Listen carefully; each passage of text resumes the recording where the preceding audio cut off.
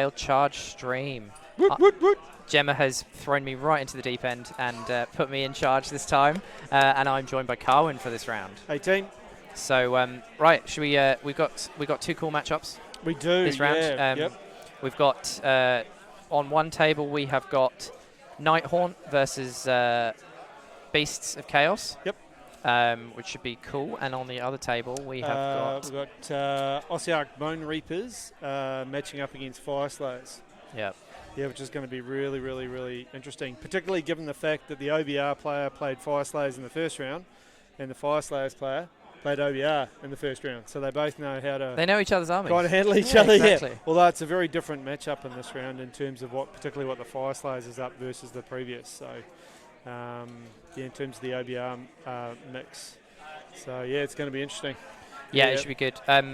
Right, should we run through the list? Yeah, for sure. Let's go. So where do you want to start, mate?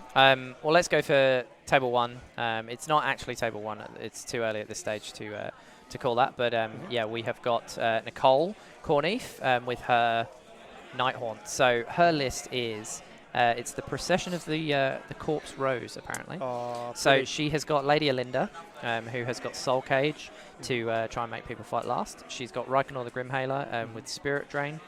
She's got Spirit Torment, she's got Guardian of Souls and Nightmare Lantern with Shade Mist, so that's the -1 to wound. Yeah, with a Beacon of Nagashazar, which is going to add an extra 3 to bringing back models. Nice. So it casts its healing spell. Yep. And then we've got the Dreadblade Harrow as the general, so we've got teleporting around the board, summoning units to him. And then he's got the Ruler of the Spirit Host, which is bring back D3 models into a unit in the hero phase. Yep. And he has got the Midnight Tome, which makes him wizard, so he's also taken Shade Mist. So awesome. She's doubled down on that. And how does the summon units to him thing work?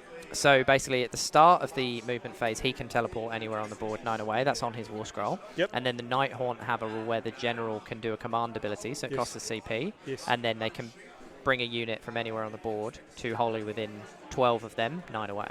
Nice. So she can move stuff around. Flip around. Yeah, jump around the board. Yep. So she has got 2 × 20 Chain Rasp Horde in a Chain Guard, and that's with the Guardian of Souls as well. And then she's got 10 Chain Rasp Horde, 10 Grimghast Reapers. She's got a unit of 6 Spirit Hosts, 10 Bladegeist Revenants, 8 Miremorn Banshees, and she's added in a Purple Sun, and she's 1990. Nice. So yeah, she's got lots of different units. Nighthaunt tend to be MSU. Yeah, we'll see how she goes. I think it's going to be a really interesting matchup actually into the Beasts because as Carwin's about to say, the Beasts have got quite a lot of units as well, don't they? Yeah, and Geordie's got I don't know how well it's going to show up, but he has got an exceptional army in terms of the conversions. He's got, I think, is it Mornfang with Beast with Zangor on top. For his Enlightened and things like that. It's a really cracking I army. played it at Simon's event a few weeks ago. Yeah, likewise. And it's beautiful. It's so nice. He's got the Shaggoth is like a stone horn that's been converted to have like a big stag head and stuff like that. So it's really cool. Yeah, and top bloke, and Nicole's awesome as well. Great to have the ladies and #ladies in Warhammer or whatever it is. Yeah, that's so awesome. So we'll run through Geordie's list. So just to recap for those who haven't seen the first game, all of the rounds are being played, which is 6 rounds, are being played in the realm of Akshi. So they have access to that command ability and the Fireball spell. Yep. So Geordie's playing Beast Chaos. His great phrase Gave Spawn, which means that he can bomb out command points to do the damage. Extra attacks.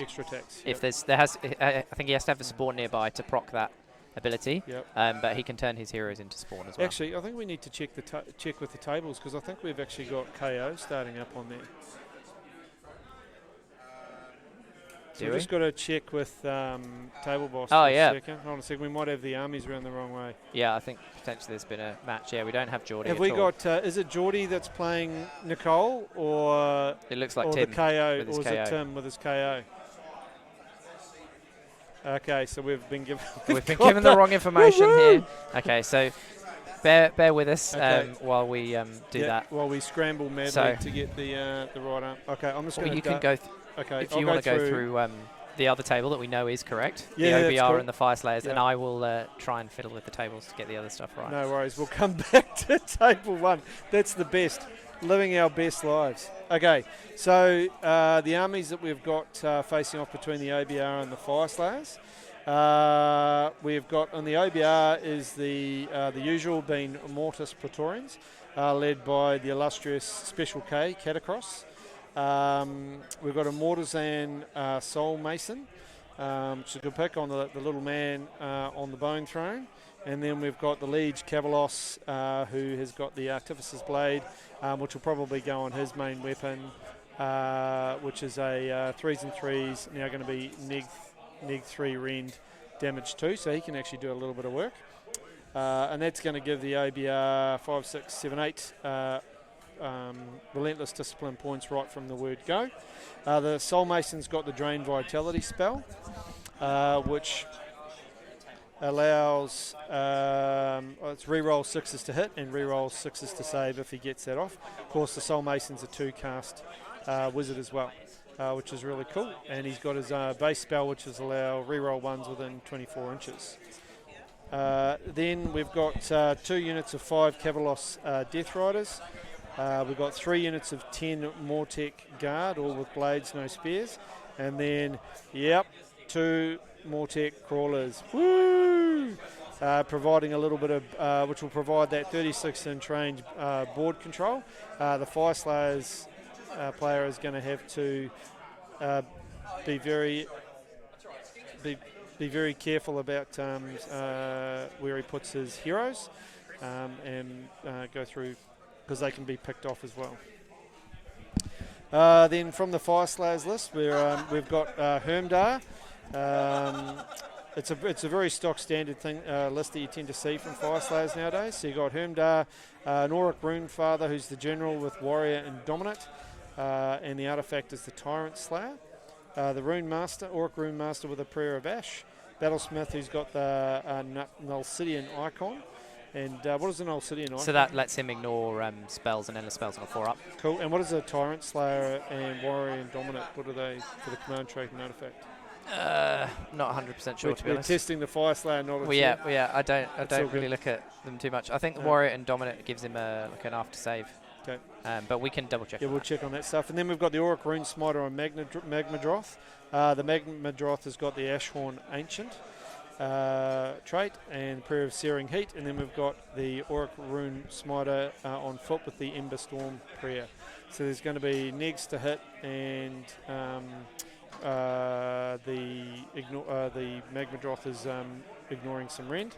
And then you got 20 Hearthguard Berserkers, 20 Hearthguard Berserkers, and then 20 Volkite Berserkers making up the battle line with the Lords of the Lodge Battalion. So very low drops for the Fyreslayers, but the OBR aren't going to really care about that. They're high drop army anyway, most of the time. Yep. And then we've also got the Runic Firewall. So the Lords of the Lodge allows them to go twice as the battalion. And then you've got the ability with Hermdar is to be able to strike first by spending a command point. Which means that the OBR are going to have to be very, very careful, because wherever they commit to, they're going to have to be prepared to take some damage straight up. So that game's actually started, and we heard that Catacross stole a command point in the so first we'll flick over round to that table so that you can. I'll just run through. So as we've said before, we do the other tables lists. They are playing Scorched Earth, which is where you can see there'll be 4 objectives on each side, scoring 1 point each. And then from turn 2 onwards, you can start burning the opponent's objectives if you control them, by having the most models within 6. But you can't burn an objective if the opponent has a leader model within 6 inches. I think you also get an extra VP if you've got a leader model yourself within 6 of the objective as well. So what we're going to see is, we'll talk about tactics in a second, but then we're also, the entire round is playing the same auxiliaries. You get an extra tournament point towards your total at the end if you get both of your auxiliaries, and you also get an additional tournament point for each of the opponent's auxiliaries you stop them getting. So potentially an additional 4 victory point or tournament points that you can pick up. So the 2 auxiliaries for this round are Headhunter, which you achieve that auxiliary if you kill all the leaders in the opposing army's force, which is going to be really difficult for both the Fyreslayers and the OBR. Kill Catacross, and also kill all of these Fyreslayer heroes. Yeah, that's it. And then Pillage, which is pick one terrain piece in your opponent's territory. If at any stage during the battle you have 5 or more of your own models move within 3 inches, at the end of the round you score that auxiliary as well. So it's actually a pretty easy one. Yeah, we might ask the table boss if he can confirm which of the terrain pieces have been selected for both players, and we can let you know which ones. Yep. Can we get the the terrain pieces confirmed for each table, please, as to which they've chosen for the auxiliaries on each other's sides? And just to confirm, Hermdar, that warrior and dominant trait is subtract 1 to wound rolls that target this general and Hermdar units wholly within 12. There's a massive bubble of -1 to wound. And then the Tyrant Slayer artifact is reroll wound rolls for attacks made by a weapon that target an enemy hero. And also, if the unmodified hit roll is a 6, then it does a mortal wound in addition. So the Tyrant Slayer probably less impactful, but that warrior and dominant is a massive -1 to wound. Yep. So we'll just get our legendary table boss Mark, who's keeping us updated on what's going on, to find out from each opponent which of the terrain pieces they've chosen on their opponent's side towards their auxiliary objective. Okay, and we'll come back with that. Okay, so should we run through? Have we got the right list for the other table now? Yeah. Okay. If you've got it. No. No. Okay, I'll just go get those. Okay. So yeah, just while Carwyn's having a look through the lists to find Tim's KO list, as you can see here, we've got Jason and Scott playing. They've both got very nice looking armies. Scott's army in particular is a very bright kind of fluorescent green OBR army, which looks really cool on this table. Obviously, it's a little bit hard to see with the camera zoomed out to this perspective, but they're both very nice, bright armies. Particularly, I love how the big OBR terrain piece looks, how striking it looks in that fluoro green kind of on this table. It's really cool. It's so good. So we've got the list now for Tim McDivitt. With his KO. So he's playing in Barrack Thring, so we'll update that shortly just to let you know. So he has got the Endrin Master with Dirigible Suit as the general, who is supremely stubborn and has got the Grudge Hammer. He's got an Etheric Navigator, so he's obviously going to be hoping to half some movements because it's on flying units as well. So he's playing Nighthaunt, so that's good for him, right? Yep. And then he's got Gotrek Gurnison, 520 points sitting there as a beast in a KO list. Yep. And then he has got 1, 2, 3 units of Sky Wardens times 3,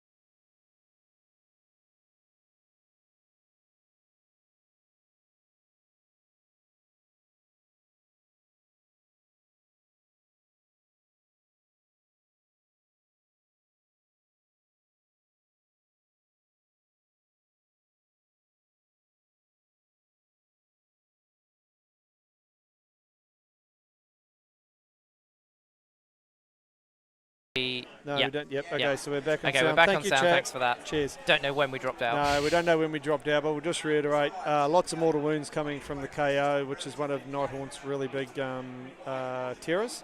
And yes, to answer the other question, is that the objectives for Scorched Earth are usually D3 when you burn them, but for the tournament, they're just going to count as a flat 2 to remove some of that variability and still provide that benefit when you do get the opportunity to burn them.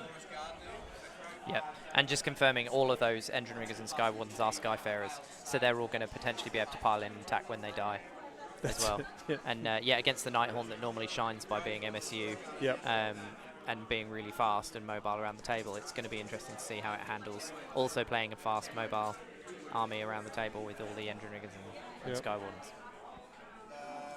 So it looks like we're just seeing quite a lot of 9-inch away sticks, so I think this is Nicole taking her first turn and getting ready to pop units out of the Underworlds. Awesome. And if we can, we'll try and get an update from the table bosses on CP, etc. That the various armies have got to use. Yep.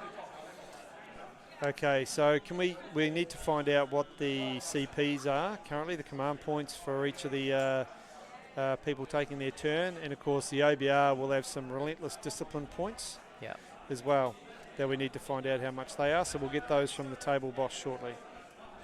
So yeah, so for those that aren't familiar with the OBR, they have a special command point. So the OBR have a special command point. Well, they don't use command points, they use points called relentless discipline points, and they regenerate those every turn, so we need to get an update on that, which is cool.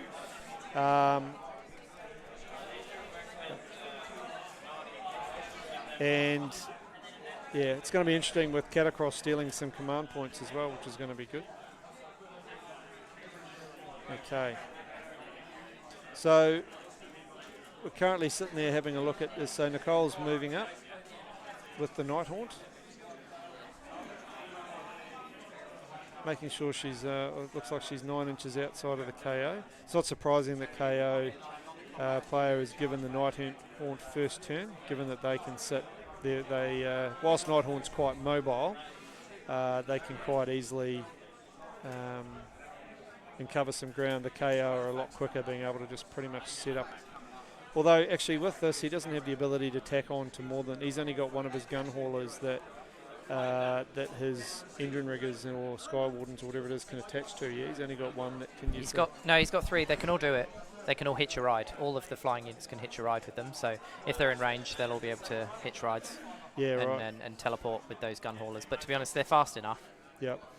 Okay, we might have a look at what's going on in the Fyreslayers for a sec on the other table. Yeah, so we're having some Fyreslayers taking some damage from the catapult here. Just getting an update. Oh wow, that looks like the whole magma droth's been removed. So the magma droth has just taken 2 catapults to the face and got absolutely mangled. Oh, I love it. That's a good start. So we just want to find what's the RDP. How much RDP does the OBR have? So they start with? Yeah, so he started with 13 RDP. 13? That sounds a bit low. 12. 12? Wow. Okay. He would have had he would have had 8 from his heroes. He did. And so then he must have rolled he must have rolled 4 sixes. 4 sixes out of 9 units. Quick math. So he's got 12 RDP. I'm assuming he's spent some. Yeah, he would have spent some on the catapults. And Catacross. Correct. So he's probably got about 9. I don't think we should track the RDP because it's every round? Every round. Okay, right. We'll leave the RDP out. Yep, we're going to have to be, that's a little bit too hard for our little mice and keyboards to go. Back and forth, I think it's just going to be a bit difficult to track. Yep, 100%. But yeah, so Catacross in his turn would have sat there and punched out his Supreme Patriarch, and OBR's just won the priority roll. Yep, so OBR has just won the priority roll going into turn 2. Wow, okay, that's big. Yeah, but he's only got an extra 2 RDP this time, so he starts off on 10. Okay, so he's got 10. Oh, okay. So what's actually happened was, Fyreslayers won the priority role and gave the turn away to the OBR, is what we've been told, which is really interesting. You can see the Fyreslayers have really built for a turn 2 there, because they've got their firewall out in front of one unit, other units hanging around the back looking after some stuff, and they're still covering a lot of the objectives. Be interesting here though, because okay, now and you've got, as you can see down here, you've got the Death Riders out to the far right of our screen there, and they're going to be able to swoop in. Yep, and we've got the OBR on 4 victory points currently, and the Fyreslayers are on 3 VPs. Okay. I'm not going to track the RDP. Yeah, just want to delete it. I think it's too much. Yeah, we'll just take it off. We'll just take it off screen there, and we'll just keep it on the victory points. Yeah. And we'll give you some updates. And Fyreslayers, how many CP do they have? Because that is important for their striking first. And how many CP do the Fyreslayers have, Mr. Table Boss? We'll just get an update. We'll just get an update on the CPs for the Fyreslayers to find out how many command points the Fyreslayers have. Okay. It's going to be very interesting here. Okay. And we're sitting here having a look. And 1 command point for the Fyreslayers. We've had an update from our roving reporter too. We've got a really, really interesting matchup on one of the tables between two of the lists that are picked to potentially take out the tournament. One is Corey Pappy, can't pronounce the surname, with daughters of really, really tough Daughters of Cain Marathi list. Sorry, not Marathi list, Calibron list, against Henry Wagner, who's got a really, really interesting Seraphon. Yeah, we Thunder just saw Lizard. Henry win the last game we did on too. stream. Yeah, true. So what's happened there? Yeah, so they've been going hard at it. It sounds like there's casualties left, right, and centre. So it's going to be potentially a very quick game. I think if Marathi gets into Henry's army, he's going to fall apart pretty quick. Yeah. So have we had any updates on what's happened, or just lots of stuff dying on both sides? No, just lots of stuff dying on both sides really quickly. Okay. Right, so we flick back and have a look at what's going on in the Nighthaunt here. Yeah. Okay. Oh, we've got a lovely big head in the way. That's the best. So Tim's head, as you can see, he's obviously hasn't had a haircut for a while, mate. What do you think? We'll just see if we can get... That's all right. Once he's finished his movement, once we've finished his head's out of the way. That's all right. He's allowed to lean over the table. Wow. So we just had an update too on the OBR. There's Mystic Shield on Catacross, and Soul Mason got off 2 of his reroll ones on both the catapults. Yeah, nice. So that's going to create some havoc. Okay, so looking at the Nighthaunt, so what do we got here, mate? Yeah, so we need to get an update, I think, on victory points for turn 1. It looks like just Nighthaunt have probably had their first turn. Yes. So I'd imagine it's probably 4 to Nighthaunt, because I don't think it looks like they made any charges onto objectives. So I'd say it's probably 4-0 at this point. But if we could get an update from Table Boss, that'd be good. Cool. Had something go on with our mics here. Hold on one sec. Okay, so we just need to get the update on the VPs for the KO versus Nighthaunt. I'm expecting it's 4-all, but we'll just have a look.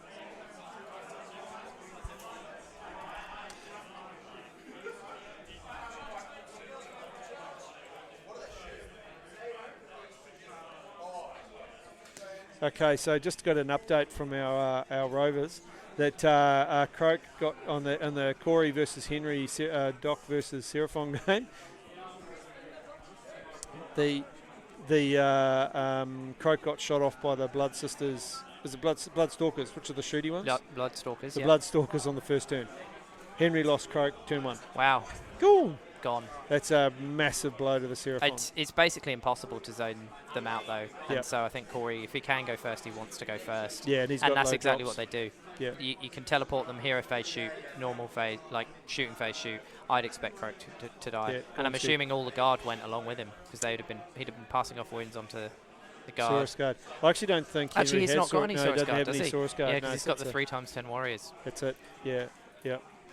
That's a big blow then. It is. Yeah, I think he's going to be pushing it really hard uphill over there, unfortunately. Okay, so sorry.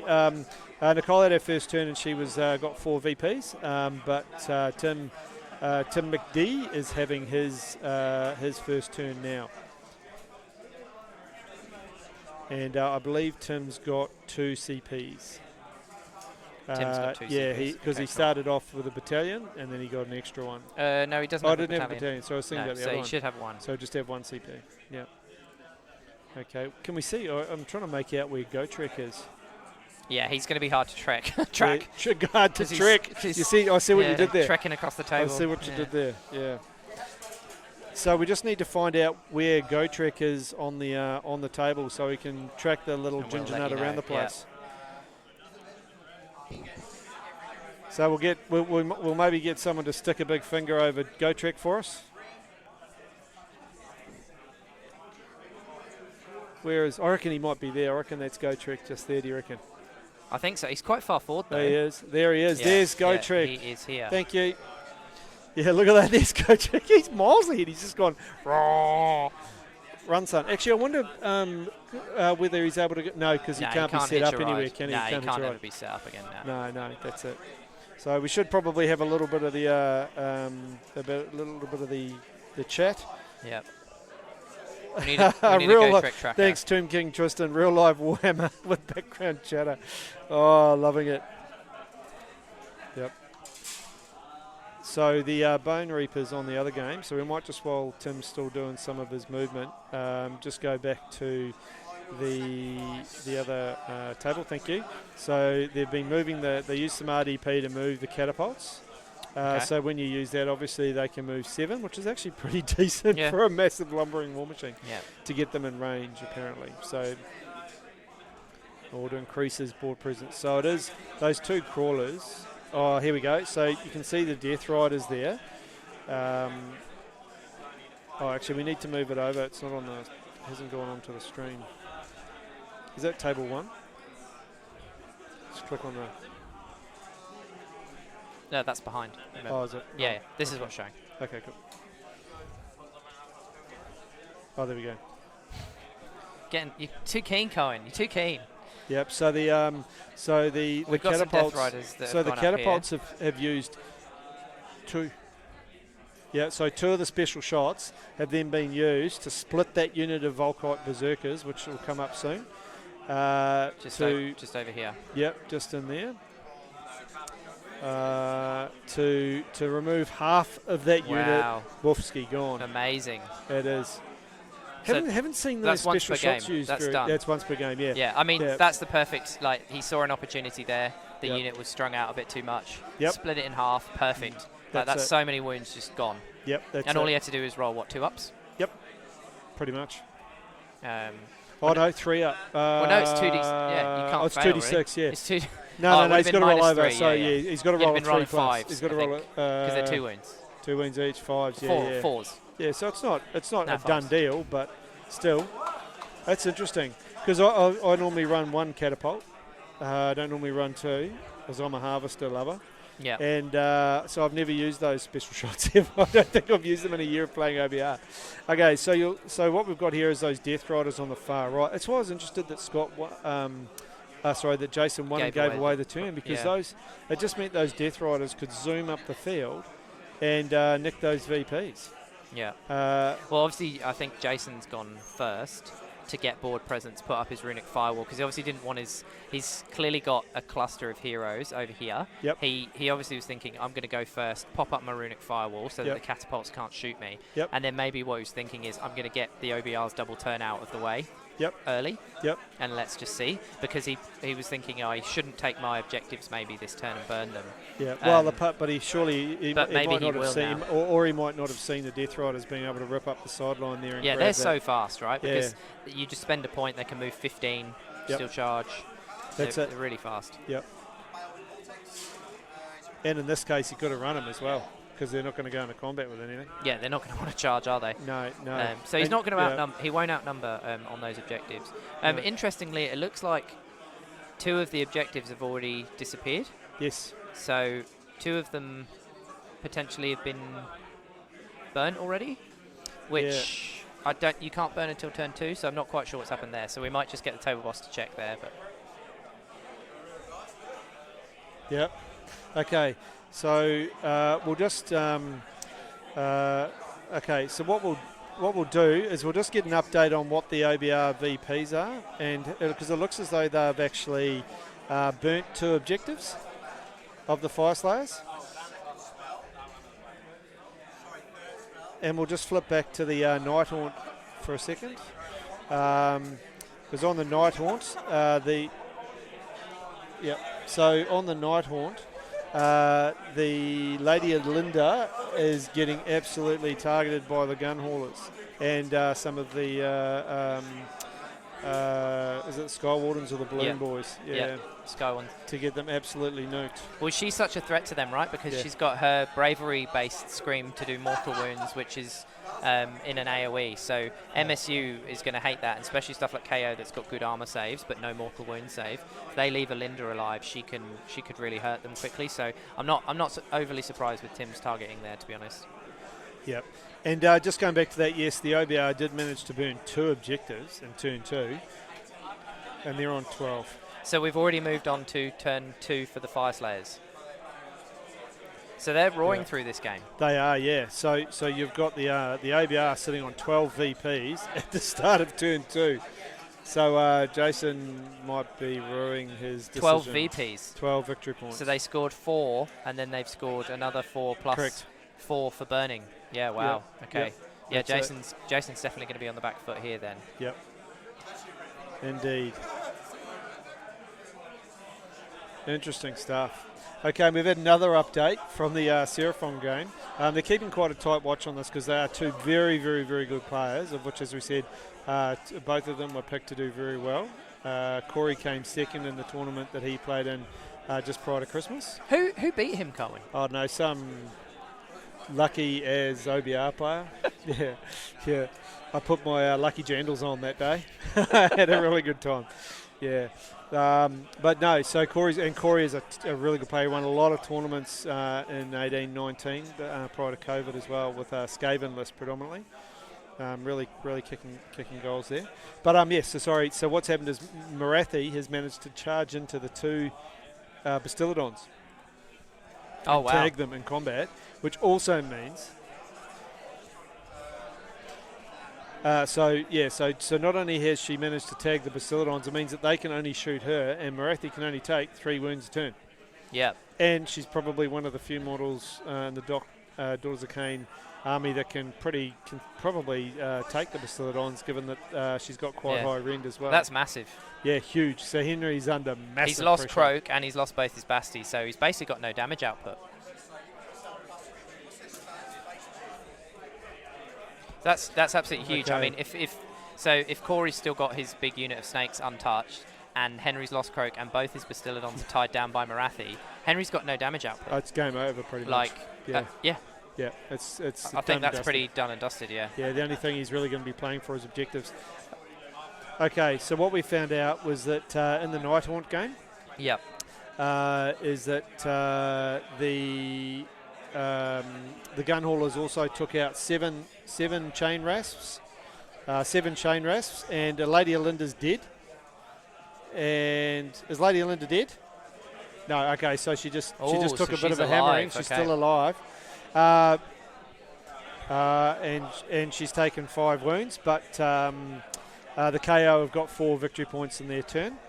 And I'm guessing that that the Nighthaunt is taken. Did they Nighthaunt win priority and take it? We'll just check up on that and find out. Yeah. So, yeah. So Lady Alinda's healed up a little bit to 4 wounds taken, and yes, they won priority and said thank you very much. So Nighthaunt are into their turn 2. Yeah, Nighthaunt turn 2, which is really, really cool. Okay, so we're gonna look to get some updates from the floor shortly as well, and we'll put our reporter on who can come and have a chat. I think Mick Crichton's running on the floor today, with able help from Gemma, and Dennis is sleeping in the corner, which is awesome. We all love Dennis. Okay. So what have we got going on here?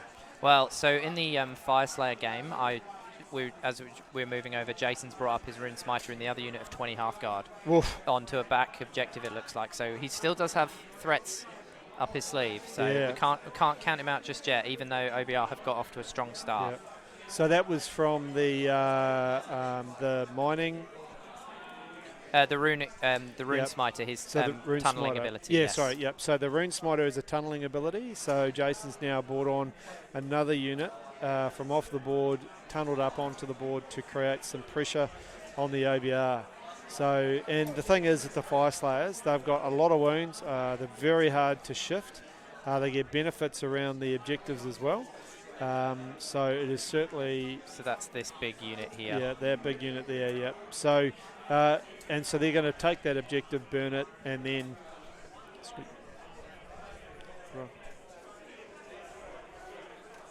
Okay, and we've just had another report.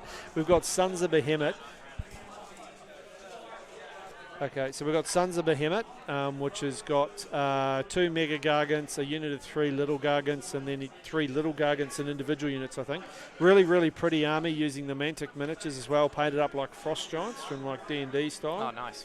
Yeah, playing against Zinch, Host Duplicitus, I believe.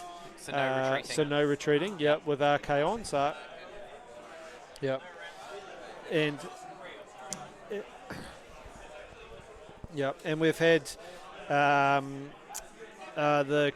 Kraken Eater has come into wail upon Archaon and give him a bit of a punch in the face. He's about the only one who'd be able to. He's big enough. Yep. And did a mighty 2 wounds. Oh, yep. Yeah. So somehow I think, but the interesting thing is Archaon's got a special ability on his Sword of Kings, Slayer of Kings, sorry, where if you roll 2 6s to wound. It sucks the hero, and they're fighting a hero. It sucks the hero into the sword. But of course, with Mega Gargants, you can't do that. You just do D6 mortal wounds. Those SOBs are too big. SOB. Oh, I see what you did there. Oh no. They're too big, so they're just going to take D6 mortal wounds. Yeah, so this is going to take D6 mortal wounds. Worth it, but no, that's not it. That's it. But at the end of the day, though, Archaon's one that could kill a Mega Gargant relatively quickly because his damage output's pretty high. Yep. And he can use Destiny dice to do nasty stuff. Make sure those Slayer Kings attacks hit. Yeah, but at the same time, his maximum damage output's 48, and I think realistically, it's probably going to be 15 to 20. So Yeah. Okay, so we've got some crunch going on here. So this is where life's going to get really interesting for the OBR. You've got the Volkite, what's left over of the Volkites going into the Death Riders. And those Death Riders are probably going to have a 3-up save due to being within the bubble of Catacross's +1 save, +1 to hit, 36-inch range bubble. Geez, wouldn't want to say that too many times quickly. And the Volkites can actually throw out a little bit of damage, and being 2 wounds each too, they're going to stick around. So I think that'll probably just be a bit of a grind fest, that matchup. Yeah, there's and then what else we got? Well, that seems to be what's going to be going on. Doesn't seem like he's moved that Hearthguard unit up. He's wary now of those Death Riders, I reckon, that are coming around the side there, Chris. Yeah.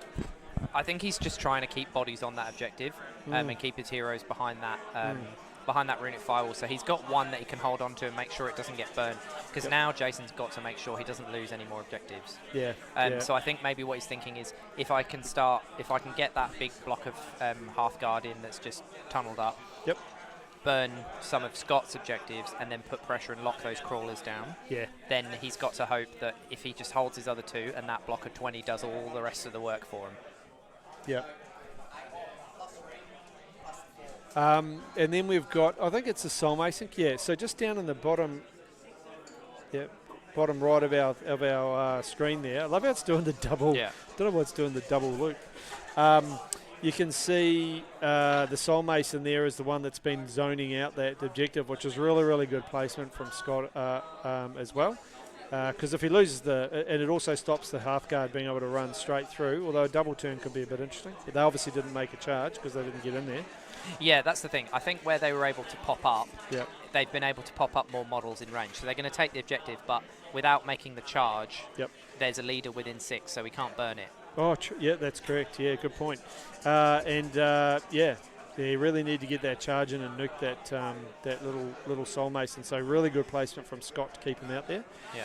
Yeah, and the Volkites too. That unit of Death Riders that they're into at the top left, if they hadn't tied those up and they don't stick around, they're not going to get into. Those Death Riders could have jumped into the that other far left-hand objective of Jason's as well. Yeah. So we've just had 5 of 7 5-up saves made. So yeah. I think the issue So it didn't even lose a Death Rider there. You can see it's got 1 wound left. Yep. That's the best.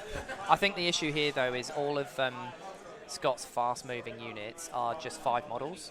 And so I think that's where Jason's got to hope that his units of 20 just survive and that he doesn't lose any more objectives. Yep. But see, if he loses priority, those Death Riders are quick enough with a run and a +3-inch move to get to that objective up the far back. Yeah, I think maybe he can't take the objective where the 20 half guard are sitting, and that's the thing. They are stranded out to the side, and they're not as much of a threat. But if you get a huge move, as you say, and they move around, no, it's these guys up here. Yeah. So he hasn't killed any of the 5 retreat and come over here. Yep. No, they go get that one up in the far left. Oh, I see what you mean. Yeah, on the far top left there. Yeah, because there's no objective here. Yeah. That's it. Yeah. So let's just jump back to we'll go to the other table. To the other table for a minute. So we've got Nicole still doing some of her movement. Okay.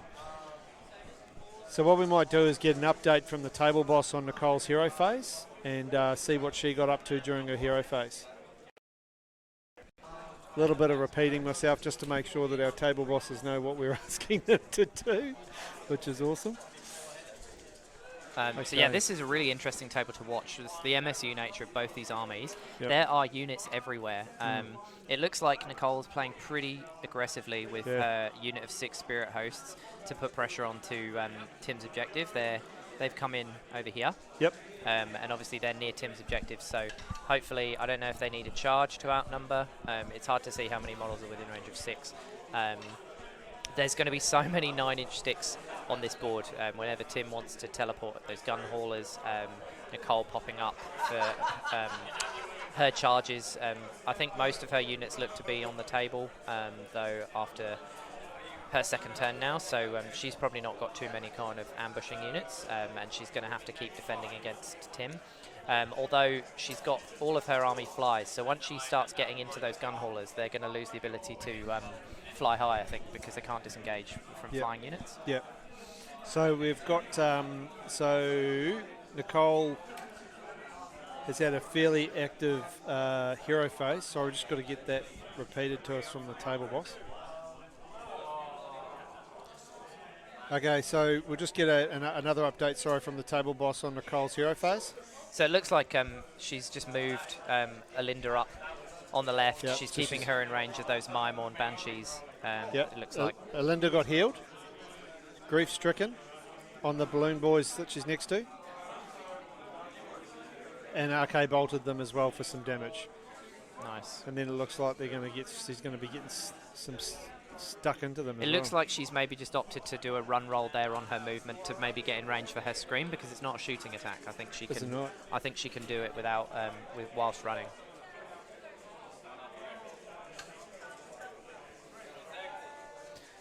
Okay, so in another update from one of the other interesting games, we had KO versus Gristlegore and Flesh Eater Courts. Yep.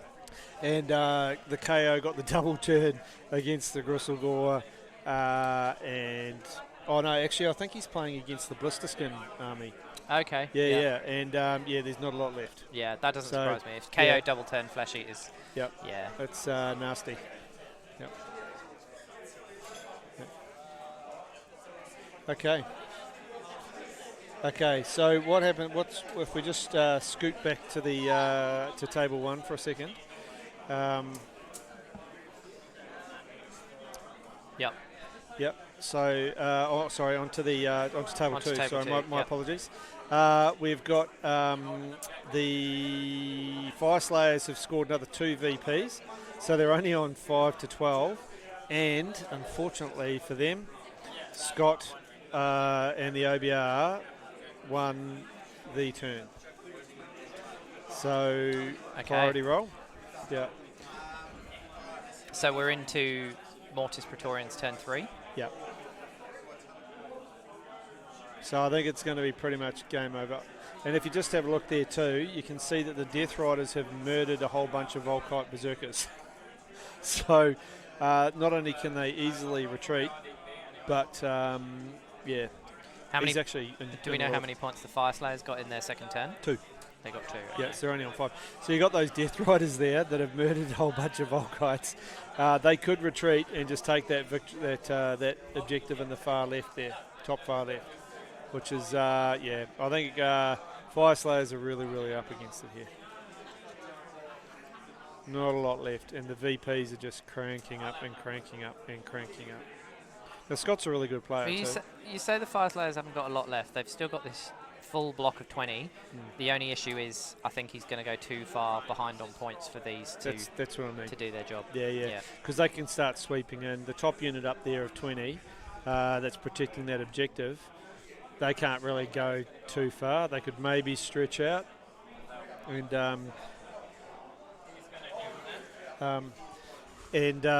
stretch out over here to try and tag that unit of Death Riders and maybe do some damage to them because they can fight twice and all that jazz. Yeah. But he's really going to wipe that unit out to negate it and then have the other one coming through. Oh, sorry, we just had an update. Sorry, the Fyreslayers got 3 victory points last turn, not 2. Yep. So the Fyreslayers are on 6, but it's still 12 to 6, and then OBR have won the turn. That's it. It's pretty critical there. Pretty heavy.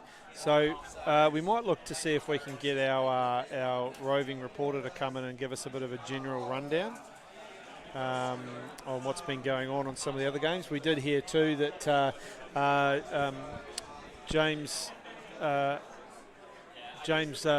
Lynch, who's got a really beautiful Slanesh army, couple of keepers, couple of exalted chariots, the mask, and a little lord, and then some demons, marauders, etc. Lurid Hayes.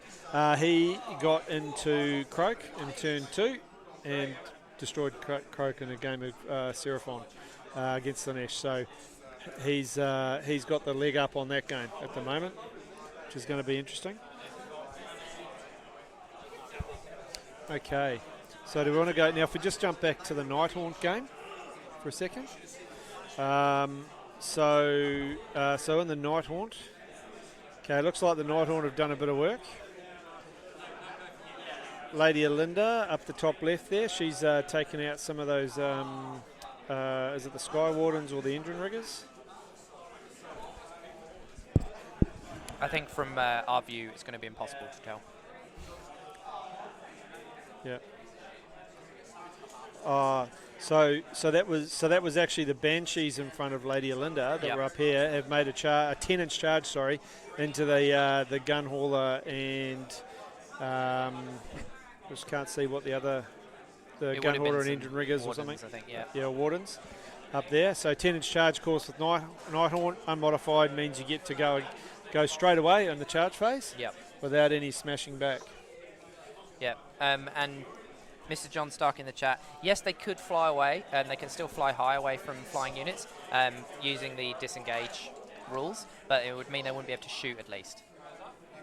Because at the start of that move, they were engaged with flying units. Right. So he can get them out and reposition them, but he's losing his shots if he does it. Yep. Okay, so we've got one of the good blokes of the Queensland scene, Mr. Chris Stratford, playing Lumineth Realm Lords. Now he's painted that army up, and this is the first time he's played them. His first game today was the first time he's played a game with Lumineth, full stop, not even on TTS. So he's learning as he goes. I know that in the first game he tried to cast his Sphere of Antioch, Sanctum of Antioch, and he couldn't because he didn't realise you can't put it within a certain range of other models, including his own. Yep. And then he's had another good time in this game where in Game 2 again, set up Endless Spell, the Sanctum of Antioch, but then he moved away from it with Teclis, making it absolutely useless. In both games he's done it. Oh, that's the best. Yep. And then we've got, in round 1 we had Gabriel Hanna of Runak's Wargaming fame. He was playing against the Slaves to Darkness Plague-Touched Knights of the Empty Throne list, piloted by Dave Kerr, who was a former Australian master, an extremely good player. And Gabe's a competent player in his own right as well. But yeah, so you got Nurgle, the Nurgle Blessed Sons on a 2+ when they die, they heal other Nurgle units. So Slaves to Darkness were very grateful for that little boon. And now Gabe apparently is playing another Nurgle Blight Cyst. So he's going to be healing, they're going to be healing each other, which is... Poor Gabe. Yeah, I'm really glad that we don't have that on stream. That would be a Nurgle on Nurgle. It'll be a Nurgle of boring proportions. I tell you what here, though, this game, it looks like, I mean, I think we're only in Nighthaunt's turn 2, and I think KO have still only had 1 turn. But Nighthaunt are looking quite in control here. They've got a lot of bodies on objectives. They're like, it looks like those Chain Rasps have just made a decent charge into some Endrin Riggers or Sky Wardens. So I think they're going to be in a position to probably burn that objective this turn if they want it. And they've still got Reikenor alive. They've still got Alinda alive. Gotrek has been left in no man's land in the middle of the field. So it looks like Nicole is just staying as far away from the Red Dwarf as she possibly can. Okay, so we've got in the OBR game, in the OBR matchup, is that on the Berserkers that popped up down the bottom of the table there, the OBR got off drained vitality on them, so they're re-rolling their 6s to hit, which I think hurts their mortal wound output. And saves. And re-roll 6s to saves, yeah. So that's really, that's awesome. And they got and again he got the re-roll 1s off on one of the catapults, which will be the one on our right-hand side, I think, because there's a little marker down there. Yep. So I presume that's that there. Soul Guide over here, Yep. Yeah. And so an interesting thing to Croak's, sorry, Chris. Oh, no, Croak's Justin, having a bad day. Croak's having a really bad day today. Not only has he been shot off by Blood Sisters, he's been mangled, what was it, by...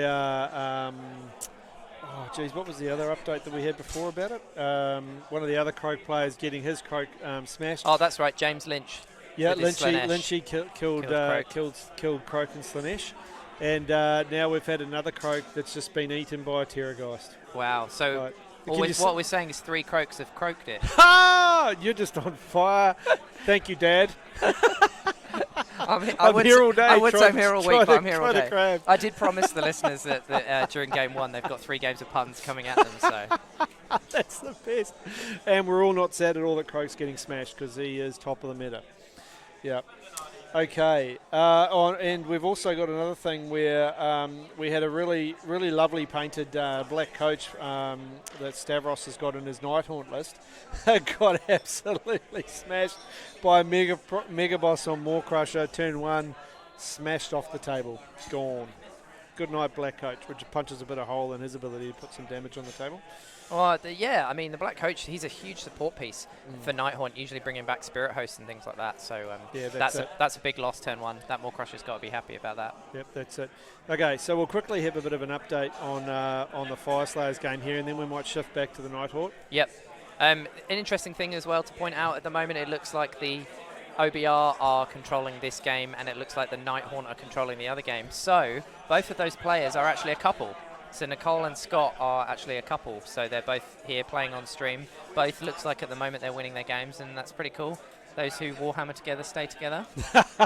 That's excellent. I love it. Indeed. They probably get lots of practice. Both playing Death, though. Yep.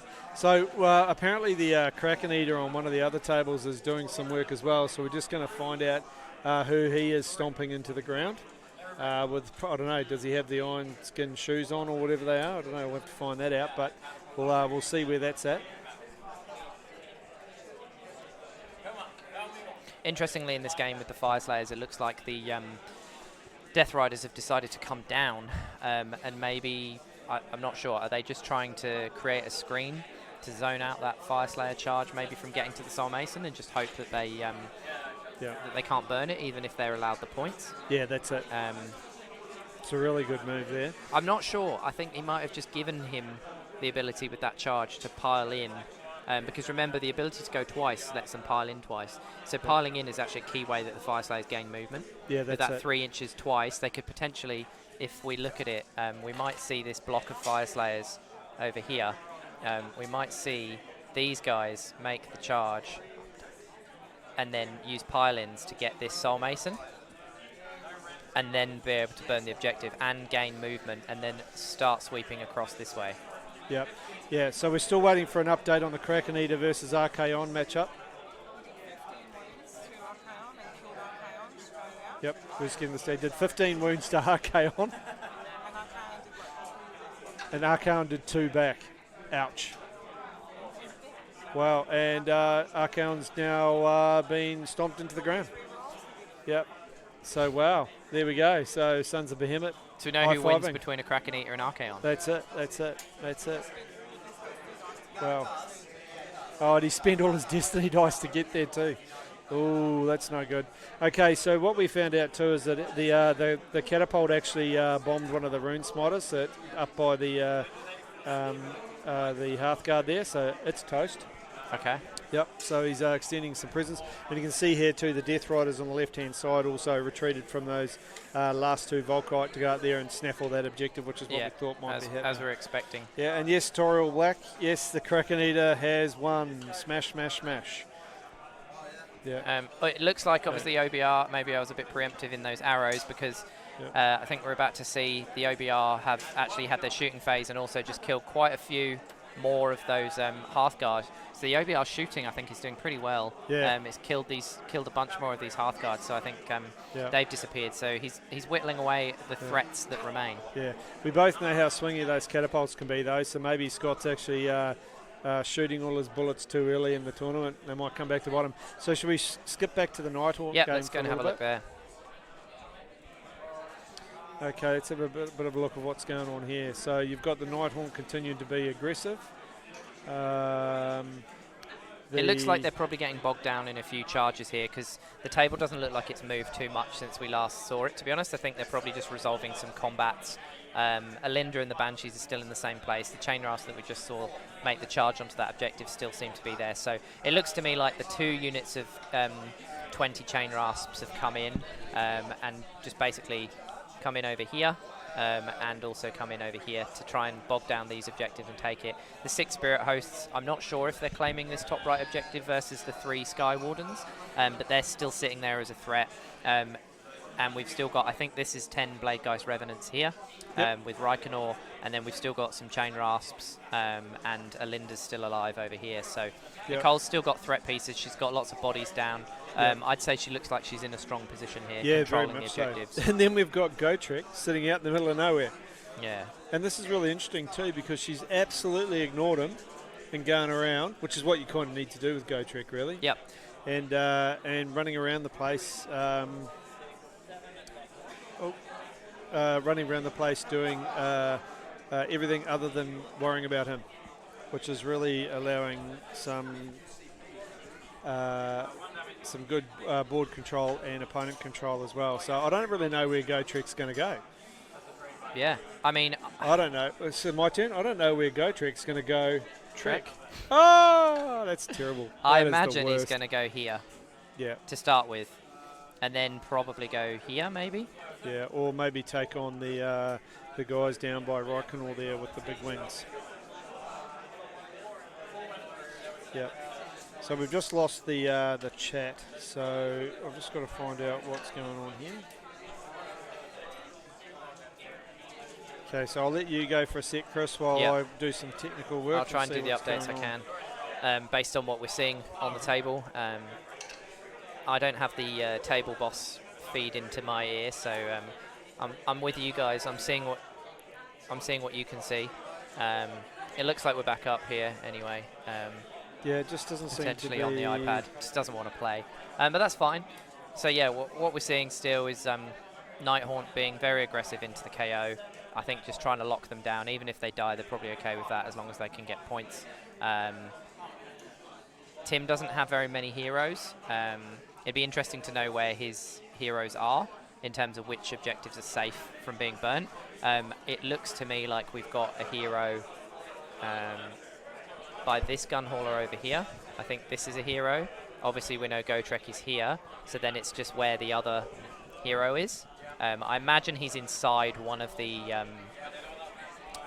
gun haulers though, because I think he had the collapsible compartment. So I'd imagine the navigator is on one of those gun haulers within 6, maybe this one. Yep.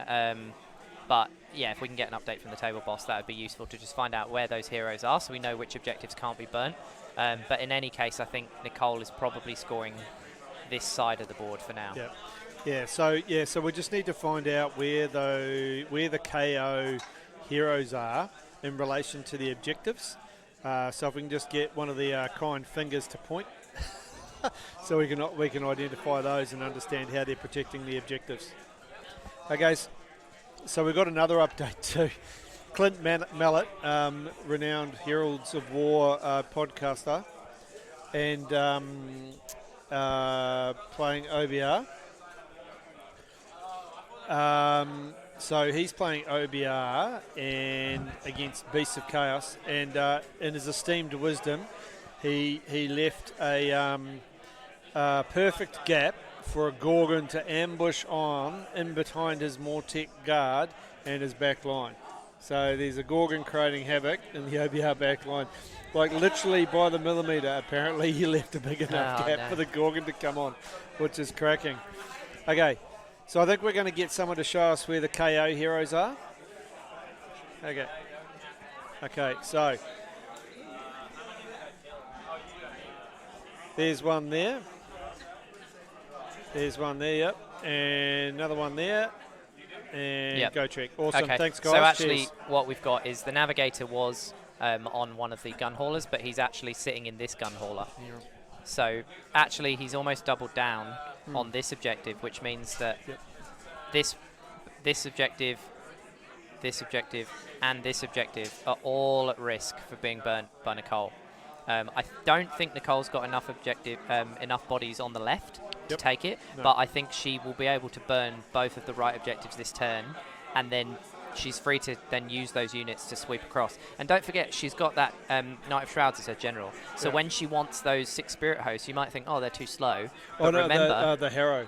The Dreadblade Harrow, sorry, the Dreadblade Harrow can just teleport, summon them over, and then she can put the power and threat of those Spirit Hosts back to the left-hand side. So Nighthaunt have actually a very good army, especially with this build, for playing Scorched Earth. Oh, there we go. So in the FEC versus Caradron Overlord, so Pat Carter has gone down 20 zip to the Flesh Eater Court's Blister Skin list. Oh, so actually the Flesh Eater Courts have won it? Yes. Right, after getting double turned? Yep. So that's after getting double turned by KO. The Flesh Eater Courts have 20 zipped the KO. Yep. Oh no, sorry, the other way around. Other way around. Sorry, yeah. the other way around. That would have been a turn up for the books. Yeah, we did think that was a little bit weird. I'm sorry for getting that round the wrong way. Whoopsies. Yeah, so yes, the KO have obliterated the Flesh Eater Courts there. Okay. Yeah, and yes, you mean Australian ETC player Clint Mallet let a Gorgon into his back lines. I mean, it's forgivable, right? No one plays Beast of Chaos, right? Especially Clint. Oh, what was Clint's last army? Oh yeah, Beast of Chaos. Oh, I think he was just an overconfident OBR player thinking, what's a Gorgon going to do to a unit of Mortek Guard? Get out of here. Yeah. And that's actually potentially going to be true too. We haven't found out the result of that yet. So. Oh, he just fit in. He hasn't killed. No, just fit in. He just let it in. Yeah. Clint's like, no, come to me. Cool, I can kill you now. Yeah, that's it. Yeah, I was trying to get that pesky Gorgon. I sucked you into my trap. Okay, so we've definitely seen an objective been burnt here by the Nicole. So the Nighthaunts finished their turn? Yep. 6 VPs, which is her 4, and she burnt one of those. Yeah. The one with the chain rasp, I think. Yeah. Was on the middle one. Yeah, middle right hand side on the table as we look at it. Okay. Righto. So we're just going to... and how many? Can we just get an update on how many CP she's got left as well? And how many CP has the Nighthaunt player got left? Okay, so it's just sorting that out. So Nighthaunt's got no CPs left? We're just checking on that. Wow, okay, so she's used a lot, I think. I think so, yeah. We're just checking on that. And one command point left. So she's got one left. Sorry, one, mate. My apologies. Yep. And then we'll look to shoot back and see how the Fyreslayers and KO's got one as well. Yep. Yeah. So we'll go back and have a look at the Fyreslayers and see how they're going. Well, so this looks different, doesn't it? Wow. Oh my gosh. They've got one solitary objective left. They really need to push on. But as you can see down the far right-hand side there, that unit of Hearthguard Berserkers, once they lost their hero with them, that 4+ shrug, thank you. Yeah. Disappears, and they really start being significantly more vulnerable. Yeah. And so obviously, we've seen these Death Riders remove this objective, so that one's gone. So Jason's just got this objective left, and then he's only really got. I mean, he's still got that big block, but I just don't see him getting the points. I imagine that the Fyreslayers had enough bodies, though, to score this objective. Yeah, so how many points? We just need to get an update on the OBR VPs. I would imagine that he would have scored 3, 4, 5. 1, 5. You're right, 5. Yep. So 5. Oh, here we go. Wow. We've got a really awesome Seraphon list here with like 1,000 skinks run by Chris Wilcox. It's just skinks. Skinks and Aslan, doesn't even have Croak. But he lost his first game in the Seraphon off against the more heavy metal list with Salamanders and stuff. But in this, in his round 2 game in the first turn, his 40 skinks deleted the Stormcast, one unit of 15 Sequitors in one turn.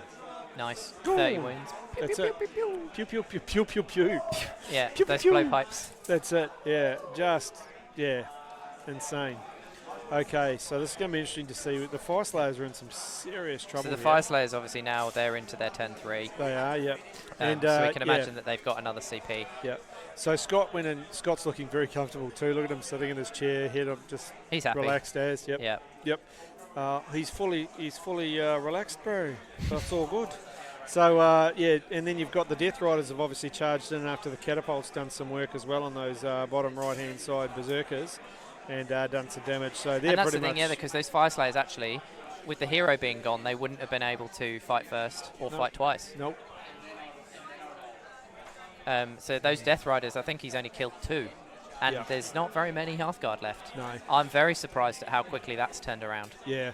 I guess Scott must have... He learned a lot out of that first game. Yeah.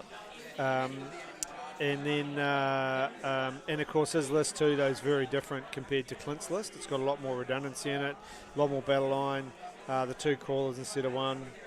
Yeah, it made a big difference. So, and Catacross is obviously doing his thing. I love how Catacross, 500 points, he just sits there. Yeah, that's the one thing I've found surprising in this game, because when I play OBR and I play Catacross quite a lot, I think he's 500 points. You need to use him more. And he hits hard, and he's hard to kill. Yeah. So I think you actually want to play him quite aggressively most of the time. Yeah. And let him kill your opponent's units. Yeah. And if they want to commit, like I've had 6 Morsar go into Catacross, they only about half kill him, and then he turns around and kills 4 out of them, and then the others can disappear to Battle Shock. He's good. You can put him at risk, and then he can heal himself as well and come back to fighting. And the more they hit him, the more fighting he becomes. Yeah. Well, that's true. But the thing is too is that I guess in this game Scott hasn't had to push him up. No. Like he's just been doing the deal with his Death Riders effectively, like even the Mortigar. His catapults have done so much damage, and the Death Riders, like you say, have done the movement game. Yeah, and this is a reason why I guess a lot of people say that the crawlers are so important versus something like the Harvesters. I think you just play differently though with each of them, and I don't know. It'll be interesting to see how Scott goes in the rest of the tournament given how potentially swingy those catapults can be. Yeah, I think they've turned on for him in the first 2 turns, which is when you want them to turn on. Yep. I mean, removing a Rune Smiter on Magmadroth turn 1, and then also being able to, in the next turn, split that unit of Volkites has been very strong. Yeah, big time. That was so cool. It's not a gimme that either. That was really, really cool. Yeah. So I don't know what Jason's doing here, where he's with his berserkers. Yeah, he's moving. I think he's essentially giving up on holding that objective. But to be fair to him, he's not going to win in points. And maybe he's thinking, I need to kill his army and then try and, I don't know, somehow come back. Because that is the only thing he's got. Yeah. And at the end of the day, if he doesn't push forward, Scott's ahead. He can just sit on his own objectives. He's going to win. Yeah, that's true. I wonder how many CPs the Fyreslayers have got at the moment. Are they sitting on 2 still? Or 3? We'll just get an update from the table boss on the command points for the Fyreslayers. Because that's it, potentially. If he can get rid of that runic firewall, move up with those Fyreslayers. Because don't forget, he can use his rune potentially to give them extra movement one round. And then if he makes a big charge, potentially he can wrap up Catacross, maybe get into the crawlers and shut them down because they won't be able to shoot at all. So if this firewall disappears and then he makes a big charge and ties here and can get maybe a model within 3 with the 2 pile-ins, then these crawlers are out of the game. If they go first twice, they might actually have a good job at taking... They'll kill these Mortek easy. They might have a good job at killing Catacross. And then maybe he can push for the late game if he can somehow get a double back. Yeah, right. But I think he's got a lot to do. And it looks to me he's not getting rid of that firewall. He's slowing his own movement, I think, by keeping that firewall in place. Yeah, he is. Well, exactly. Yeah, he really needs... And I thought he might bring one of his heroes, too, over here to support the other unit of Hearthguard so they can deal with those Death Riders and just get moving over that side. But he's running out of time too. He's only got 2 more turns after this. I think it's pretty much game done. I think the OBR have had a very, very strong opening 2 rounds and basically got this game. But So do you want to leave this one? We'll just shoot back to the Nighthaunt and see what's going up there. Yep. Okay. So let's get an update on the is it turn 2 for Caradron Overlords in terms of how the hero phase and went.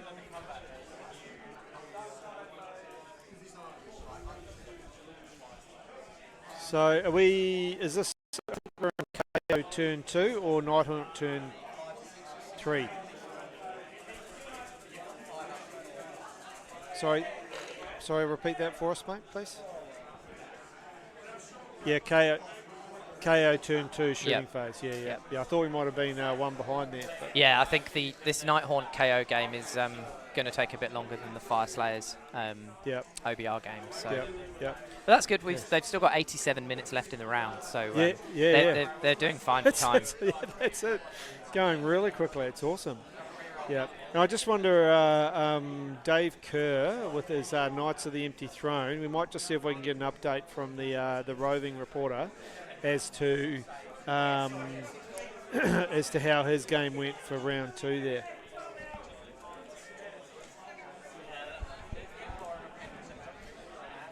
So the Knights of the Empty Throne, how did they go on their turn is what we're looking for. Yeah, so I think what we're seeing here just on the Nighthaunt versus KO game, just a bit of shooting, what the KO can do, just some casualty removals here on the Nighthaunt. Yep, so we just heard that the Knights of the Knights of the Empty Throne absolutely obliterated their opponent. So Dave's going to be moving on to... Well, who was Dave playing? Do you remember? I'm not sure. Oh, so who was the Knights of the Empty Throne? We'll just Luke, find out. wasn't he playing Luke? Oh, was it playing Luke, the IDK? Oh, Luke Taylor. He's been out of the tournament scene for a little while. He's playing Zinch Change Host. He had a really sick list, and but the Knights of the Empty Throne have done the job. Barangard absolutely owned him. Yeah, okay. 6-inch pile and runs. I guess they're moving 22 inches guaranteed. Yeah, okay. Yeah. A double pile in. That'll make a mess of pink horrors. Oh, yeah. Yeah. So sorry about that, mate. That's to all the right. game. Yeah, so it looks like obviously GoTrek, I think he has moved, but when you move when you move 4, it's hard to tell. So I think he's making his way towards those He's brandishing his those fist 10 chain like rasps. he's really angry. He hasn't been able to chop up any ghosts. And the thing is, though, if he doesn't roll any 6s to hit, like they're going to ignore his rend. He could whiff. You never know. Doesn't he? He gets a double pile in too, though, doesn't he? Yeah. He could whiff. I don't think he will. No. But, no, I think it'd be unlikely. Tim's rolled 2 5s there, and he's happy. I'm not sure what that was for. Yeah, I reckon was that it a might be GoTrek charge? Here we go. Here we go. Yay! Go GoTrek! charge. He's in, the little fella. The vertically challenged red mohawk, ginger mohawk wearing little Dwarden. Look at that. He's bolted across the lines there, Chris. Yeah, he's got in. He's going to just make a mess of that. I'm expecting we're just going to see that unit removed. So what are we expecting this turn? I think that's going to be the only objective that Tim will get this turn of Nicole's. Yep. But I'm expecting a burner, and Yep. it is a leader. So I'm expecting 3 points there, and then he's only going to have his own 2. So I think he's going to get 5. So he'll still be behind 10 to 9. Yep. But that's only 1 point. Priority, and then GoTrek, if he does kill all those chain rasps and Tim gets the priority, he's free to go off and then get those blade geists. Yeah. And it looks. I just want to check though. Is there actually an objective underneath that unit that GoTrek is fighting? I think it's here. Yeah. I just can't see on the feed. Yeah, there is. Yeah, there is. is. Okay, cool. Just making sure. But yeah, so I think what we could see is if GoTrek does wipe off these chain rasps this turn, which we would expect, and then Tim gets the priority, I imagine GoTrek's going to go 4 inches this way, and then hope for another big charge here. Yeah, towards our right for those who might not be watching. I don't think there's a hero within 6, so then he'd also be able to burn that for another 3. Yeah. And is then that a hero down there though, just at the back? I'm not sure. It looks like it's a dead something. Yeah. Like a Grimghast Reaper that's just been left dead. Is that let's just see, and behind that unit that's next to Reikenor and the objective there, is that a dead model in the back there on the Nighthaunt game? Yeah, just in behind the objective nearest Reikenor. It looks like it is either a dead something. Anyway, we'll find that out because that's got relative. Is that a dead model in behind the unit that's next to Reikenor? Behind the Blade Geists. Behind the blade guys there, next to the book, the Nighthawk book. Yeah, now is that a model? That like a leader model behind that objective is what we're trying to figure out there. Anyway, we'll find that out. Yeah. Oh, it's a dead model. Yeah, I think we need to ask people to remove their casualties from the board. What do you reckon, Chris? It's creating havoc for us. It's just hard to tell. Yeah, but so if that's not a leader, then if that Yep. happens and GoTrek clears this off and then gets the priority and moves, Yep. GoTrek on his own here could get 6 points, swing that around, and stop Nicole scoring. So I think there's still definitely a game here. Yeah, for sure. Yep. And sorry, a bit of a late reply, but to Kernicket, you should just kill the heroes. That's Fyreslayer 101. Yeah. Kill the heroes. Yeah. Yep. And yes, Hayden, we all love catapults. They're the bestest. That's why I've got 3 of them. Three, They're great. 3. Have you ever played with 3? Yes. Ooh. Just against Simon because he hates them so much. Oh, right. Good point. Good man. I specifically had an extra one commissioned while I was up here so that I could bring 3. I don't think it's good, but I did it just to trigger him. You're an evil man. That's the best. Love it. Okay. Should we flick back over to the we'll Fyreslayers? flick back over to the Fyreslayers for a second and see what's going over there. If we can, we'll try and see the GoTrek combat phase. But it's going to be hard to know which dice rolls are which. I think we're still in shooting, so we'll... I think what we might do is we might just get to see if the table boss can let us know when they're rolling for GoTrek's combat so we can watch the chain rasp disappear. Okay. Until then, we'll flick back over to the OBR versus the Fyreslayers and see what's happening there. So it looks like, to me, the Fyreslayers have made that charge into the Mortek, but no further. No. So Catacross is obviously sitting within range of this objective as well. So the Fyreslayers, even if they control it, they're not going to be able to burn it that turn because they're not getting into Catacross.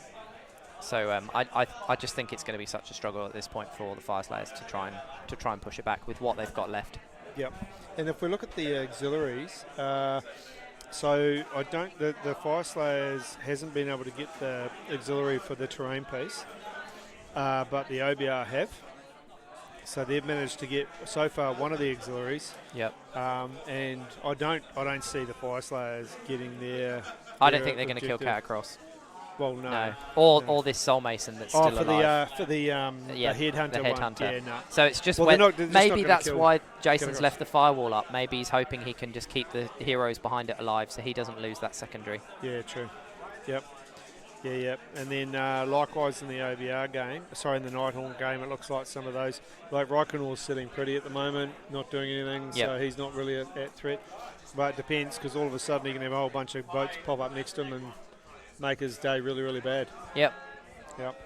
And obviously that Dreadblade, though, can teleport around to keep out of the way, but at the same time the boats can teleport around and follow her potentially. So. Yeah. So the gun haulers, they can stop being able to fly high, hey?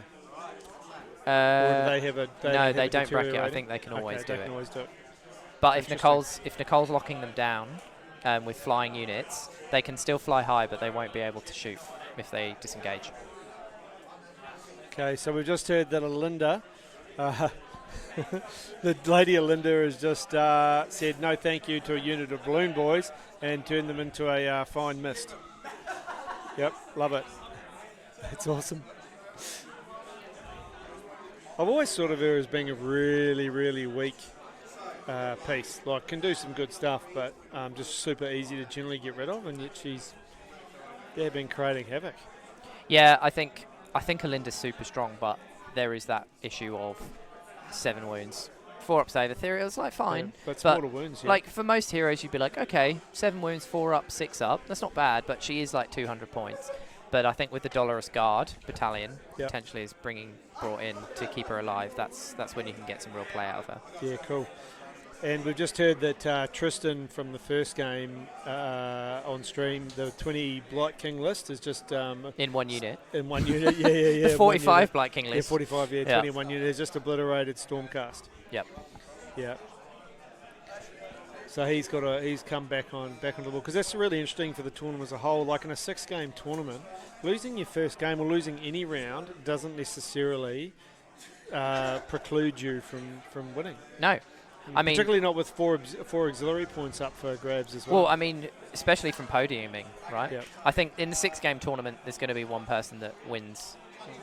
The 52 players? Yeah, 26. Oh, there could be, for sure. Yeah. But there's still the possibility, because there's still some decent counters to some of those top-end lists. I mean, maybe no one will go 6-0. Yeah, it could just be a 5-1 sort of situation. So it'll be interesting to see how that all pans out. But yeah, I mean, otherwise you're still playing for it, right? Because second and third, 100%. You're still playing for that podium. And it's going to be a 5-1.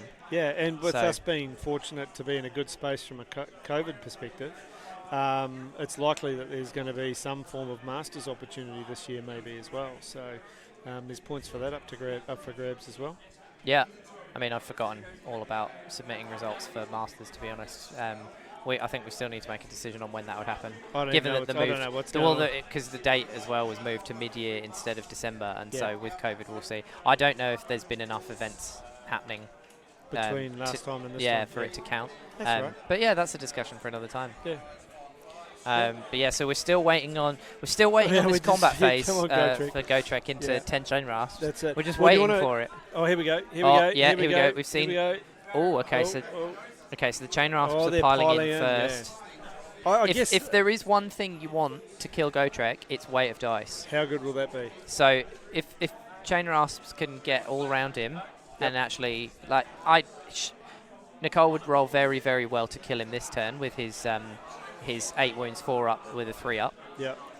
But weight of dice is the way to go, because he always turns anything that's not damage 1 into damage 1. Yeah.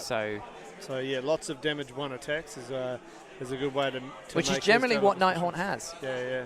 And but I think, is that 20 or 10? It's 10. It is only 10. Yeah, I don't know. 4s and 4s. I'm not expecting a lot to come out of this. We'll soon see if he puts a dice near. But he's not going to heal. So every wound she can chip off in retaliation. It's a good start. He obviously must have elected to go first into the combat with Alinda. Yep. In the hopes to kill her, which he's got to be a bit disappointed he's failed to do that as well. Yep. Well, yeah, you wouldn't bother with letting Gotrek go against the unit of 10. It looks like he's fine. Pretty happy I think he passed 4 of those 5 saves and then passed the one he failed with on his 3 up with a 6. Yeah. So I think this is Gotrek attacking. Here we go. Gotrek's He's got 2 underway. 6s immediately. Yeah. And re-rolling. So it looks like they've all hit. Gotrek. We can see these guys going. Oh, 10 mortal wounds. Oh, 10 mortal wounds. Oh. So we've got, yeah, I think Nicole's just taken them off. Yeah. Yeah. So that was a big combat from Gotrek. He's run in, he's smashed those chain rasps off, as expected, but he the rolled, 10 more he wins rolled is pretty unbelievably nice. well. I wonder if he's kind of shot all his bullets a bit too early there. And we're going to see a bunch let's of be ones honest, and twos come if he up next hadn't, time. he'd have just attacked again.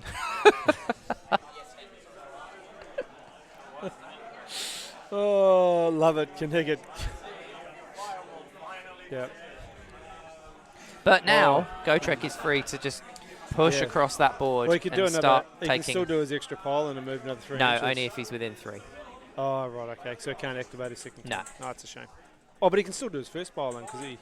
Oh, no, because he's already attacked, surrounded. and he was surrounded, yeah. Sorry, my fault. He's not getting any extra movement this turn. No, boo, but poor, like we said, if Tim gets that good move, if he gets the priority here, move, big charge, he could just literally rinse, repeat, kill those Blade Geists. Yeah. He'll have got 3 points here, he'll get another 3 points there. He's denying Nicole the ability to score, and then it's game on. Oh, well, I was going to make that comment exactly. Like, we were looking at the Nighthaunt being well in control, and they still, they're still controlling a lot of board, but it's certainly not over, is it? No. Like the KO has still got a lot of fight in them, which is really interesting for KO. When they start taking casualties, they tend to get obliterated real quick. And if you think that 10-inch charge has been massive, because I think Gotrek must have had a good run turn 1. Tim's only had 2 turns, and he's made it to his opponent's objectives. Yep. With Gotrek, and he's not got cogs, he's not got anything like that. Perhaps Nicole's brought cogs. I think somebody had the cogs, actually. So maybe Nicole's used it. Oh no, she's got the purple sun. Wow. So if we just flick back to the OBR for a second, it's just not becoming a good day at all for Jason. So the Fyreslayers got 2 victory points. Okay. In their turn. They've caused a bit of damage, but the priority was then won by the OBR. Ooh, so OBR... who have, funnily enough, taken the turn. And this will be, you would suggest, we're going to probably see some shaking of hands. I think Jason will play the 5 rounds out. I think he'll play the game, but I think the game's done. The game's going to be pretty much quick. It's going to be pretty quick from here. I mean, it does look like all those Mortek have died to these Hearthguard. So I still think Jason's going to keep pushing with these Hearthguard, try and kill Catacross. He's still going to play through secondaries, I think, which is why I think he's kept that Runic Firewall up to try and protect the hero. Obviously, these Death Riders are going to be able to come in the back at some point. These ones look like the 5 Hearthguard here are putting up a fight against the Death Riders over here. On the other side. But yeah, I mean, Jason's got to be a little bit disappointed at losing that priority, because those Hearthguard were in a prime position to move up and then charge Catacross and lock up the catapults. And then it could have been interesting. Like, I mean, on an equal footing, he's 9 points behind. You have to work out how many turns of scoring his and getting his opponents and then stopping it. If he'd been able to get in and actually, like, if these Fyreslayers just retreat, they could take that objective if they're not scoring it on the right. And then it's going to be a while, if ever, that he's going to take this objective. So I think Scott's safe that this one's probably okay. And this one I reckon is okay for a turn. But these 2 are definitely at risk. If Catacross and this Soul Mason have to die, though, because until they die, he can't burn those objectives. And at this point, he needs to be burning them, I think, so that he can move the rest of his army and not have to worry about them getting taken back for more points. Okay, so we just had an update from the Nighthaunt game. Excuse me. So, KO ended up, it's 9-10 on the VPs. So KO have gained 5. You're quite right in that GoTrek did burn 9 to 10. Sorry, so GoTrek did indeed burn that objective. He's then one priority. Yep. So he's on and turn 3 now for KO. Yeah, turn 3. So the KO one priority, but he ran GoTrek. Interesting. Maybe the charge was too far. Maybe because he has to be within 12 to declare it. So maybe he wasn't. And he's still on one CP because he burned a CP to run 6. Yep. So so it's probably too far. I guess he does only move 4 on those little legs, and he's got to go around or through that terrain as well. Yeah. Yeah. So, but it's put him within 6 inches of that objective. Yeah. And that's the thing; they're on equal turns. Yeah. So, and they're basically in equal points. So actually, he doesn't need to get it this turn. No. And the thing is too is that he can actually move his gun haulers. He could come down, kill all those blade guys, and take that objective. Potentially, yeah. If the gun haulers and all this shooting kills those 10 blade guys, GoTrek's got within 6. Maybe it's a safer option. It was a big charge. If he's just run him and knows he can get within 6, as you say, use those gun haulers, and then the rest of his shooting. If he shoots off those blade guys, I don't think Nicole's got anything within 6, and he'll take that objective anyway. Yeah. And actually, the lead is still within 6, so he can take it and burn it. He doesn't need GoTrek to do the work. Yes. Holy cow. So he could still burn it for 3 with the shooting. That's it. Using the CP to run 6, it's a 10-inch move on GoTrek. It's probably far enough. Yep. So Blake. Okay, so we're just getting another update from the floor about the game with Archaon versus the Sons of Behemoth. So the Knights charged the Kraken Eater. The Kraken Eater did 5 wounds back. And then the Knights failed Battle Shock after doing no wounds themselves, or not enough wounds, and 4 of them ran away. Nice. Yeah, we've seen a lot of big Battle Shocks. Yeah, lots of big Battle Shocks. The first game we saw, this turn. That was awesome. We saw 5 Blight Kings run. Yeah, which is 20 wounds. We heard, obviously, there would have been a big Battle Shock for a load of Kadai to die turn 1. Kadai to die. What did you do to die today? Kadai to die. And no, we're not getting echoes on stream. I just wanted to make sure that we're... So it's quite funny because a lot of people consider Battle Shock as something that you don't have to worry about now. But actually, those armies or those situations where you don't have a hero to auto-pass it or something like that, it's still very important. Like models like 5 Blight Kings running, 4 Knights running, they're huge results.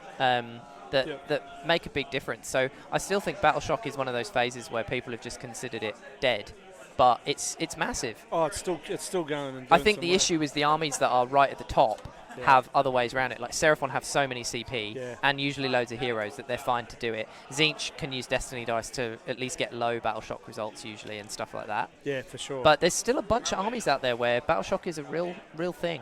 Yeah. Oh yeah, big time. And we were looking to get an update on the Orkoff, the Bone Splitters versus the Big War, to find out where that's going. But we do have one of the guys who'll be up or near for a painting prize as well. Adam, he's got a really beautiful corn list with 5 Bloodthirsters and a Baleful Lord. Oh, the Baleful Lord's one. Yeah. Yep. And Adam's he's down to 4 of his 5 Bloodthirsters. We just want to find out who Adam's playing. What's he playing against? Against Herndar Fyreslayers. Yeah, that's always going to be an interesting. And he's lost 4 of the 5. Yeah. I mean, I'd expect that. Yeah, that's it. How many casualties have the Fyreslayers taken? Yep. How many casualties have the Fyreslayers taken? Not very many. Yeah, as that's expected. Probably to be expected. Yeah. And we've just had an update too that the Bone Splitters, who had a convincing win in their first game against that Tzeentch Archaon list, came up against their Matt Gammy. Yeah, top bloke, top list, good player. Is that how we go? One of the most handsome men in Warhammer. He is playing Ryan Hooper from the Simple Math Club, who's got the Big War, and a pretty good list for a Big War list too. Pretty stock standard, but very effective. But the Bone Splitters are making their brothers very sad. So the Big War is going down apparently. Oh, so the Bone Splitters are winning. Yep. So So we said that Matt Gammy's taken a page out of the master Dave Kerr's book and has been playing some mind games with his opponents. And we all know how susceptible. Yeah, we all know Mr. Hooper loves a few mind games. Having a hard time, the poor fella.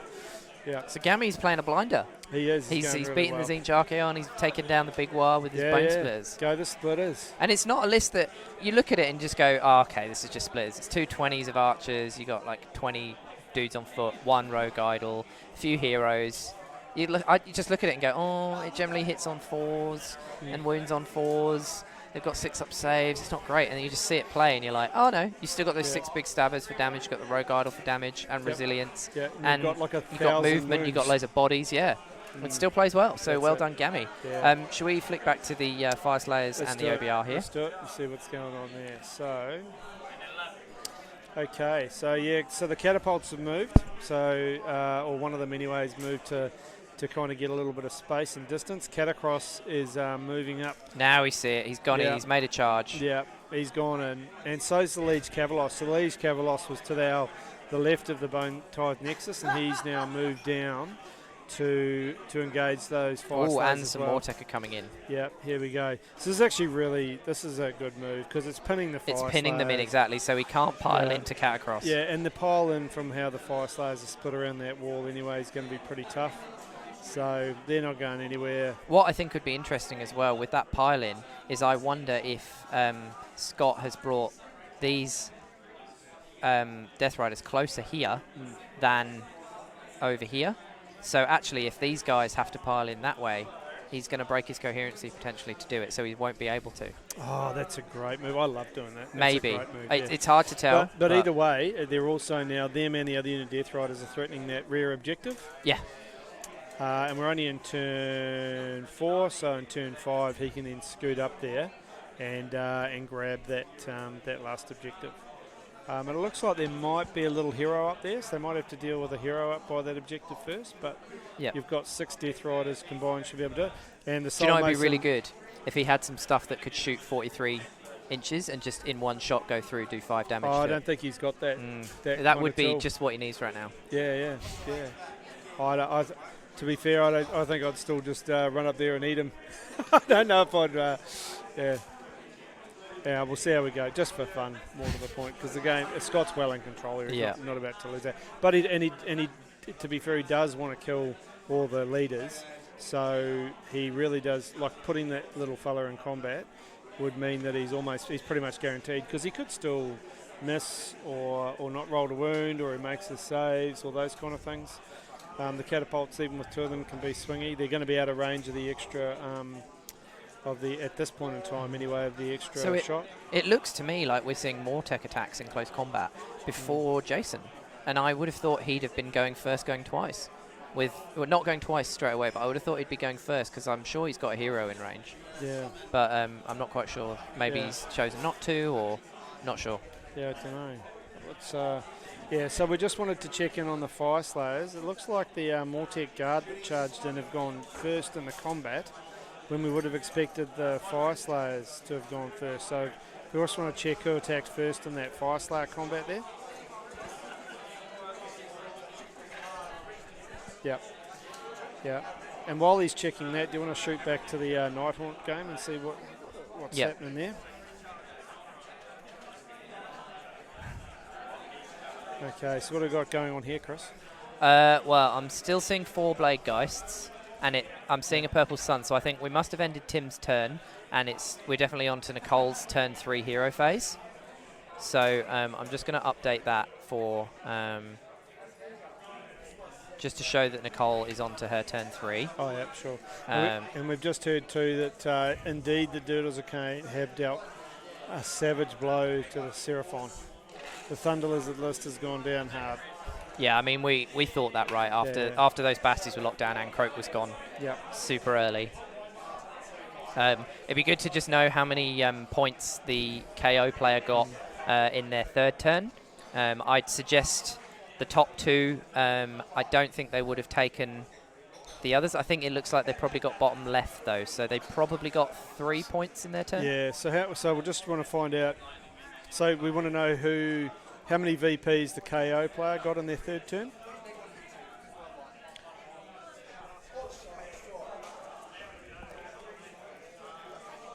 Yeah, righto. So, yeah, they got 5 VPs. They in got the last 5. turn. Wow. So, how we got 1, 2, 3. And then they must have burnt. Perhaps they burnt. Oh, hero. They burnt the one down the bottom. There's there. a leader in the boat as well. Yep. There's a leader in the boat. Yep. Yeah, 1, 2, 3, 4, 5. Yep. 1, 2. And they obviously didn't shoot enough of the no, the blade ghosts off. lost that. But that's which we didn't. That's pretty good because they've now got rid of these 2, and I think in the next turn, the Nighthaunt players now got to deal with this. With this threat of Gotrek and the gun haulers, and I think she's going to run out of bodies. Yeah. I think she's got to bring these spirit hosts to bear. Well, they've got to try and take that objective up the top right hand side there, where they've been playing around for a while. They obviously haven't burnt it. No, and then but the other 2 objectives for the KO are pretty well protected with. Which I think potentially not burning, given that she's playing against the gun haulers that can keep going back to just grab it back, is a mistake. I think you had to burn it every turn and move on. Yeah, for sure. Yep. So we'll just there's some dice being rolled on the or some dice being collected. There's a few. Oh no, there's still plenty of Hearthguard there. They're probably about to make a mess. Okay, and we've got so Jai, who's running the Lawnmower Slanesh, so chariot after chariot after chariot, plus Keeper of Secrets. Yep.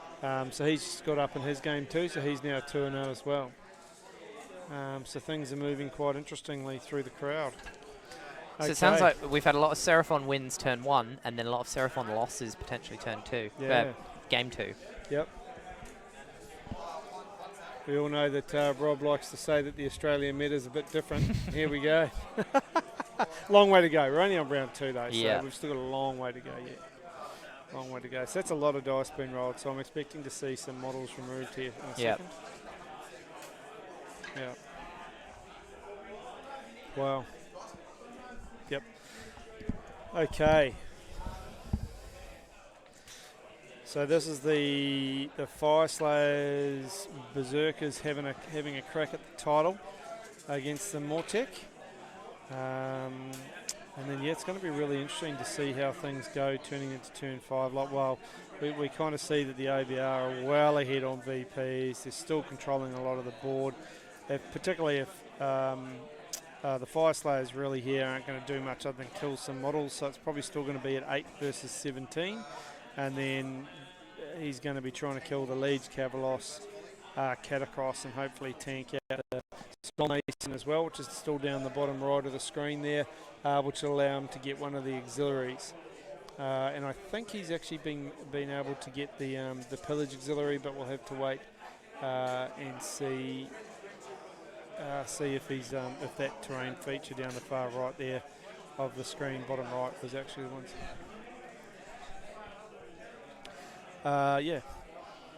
And now we'll shoot back and have a bit of a look at the Nighthaunt. So we see Nicole's still moving around the table.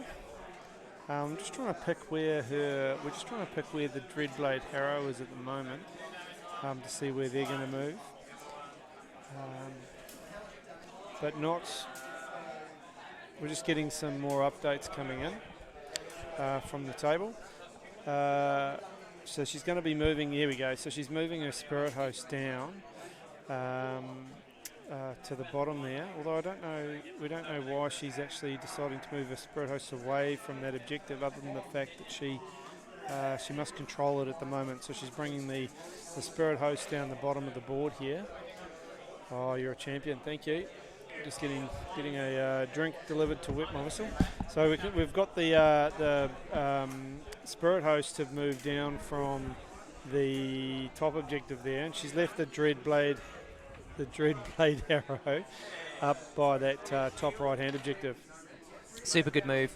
It looks like there's no bodies contesting. It's a leader, so she's going to be able to burn that this turn.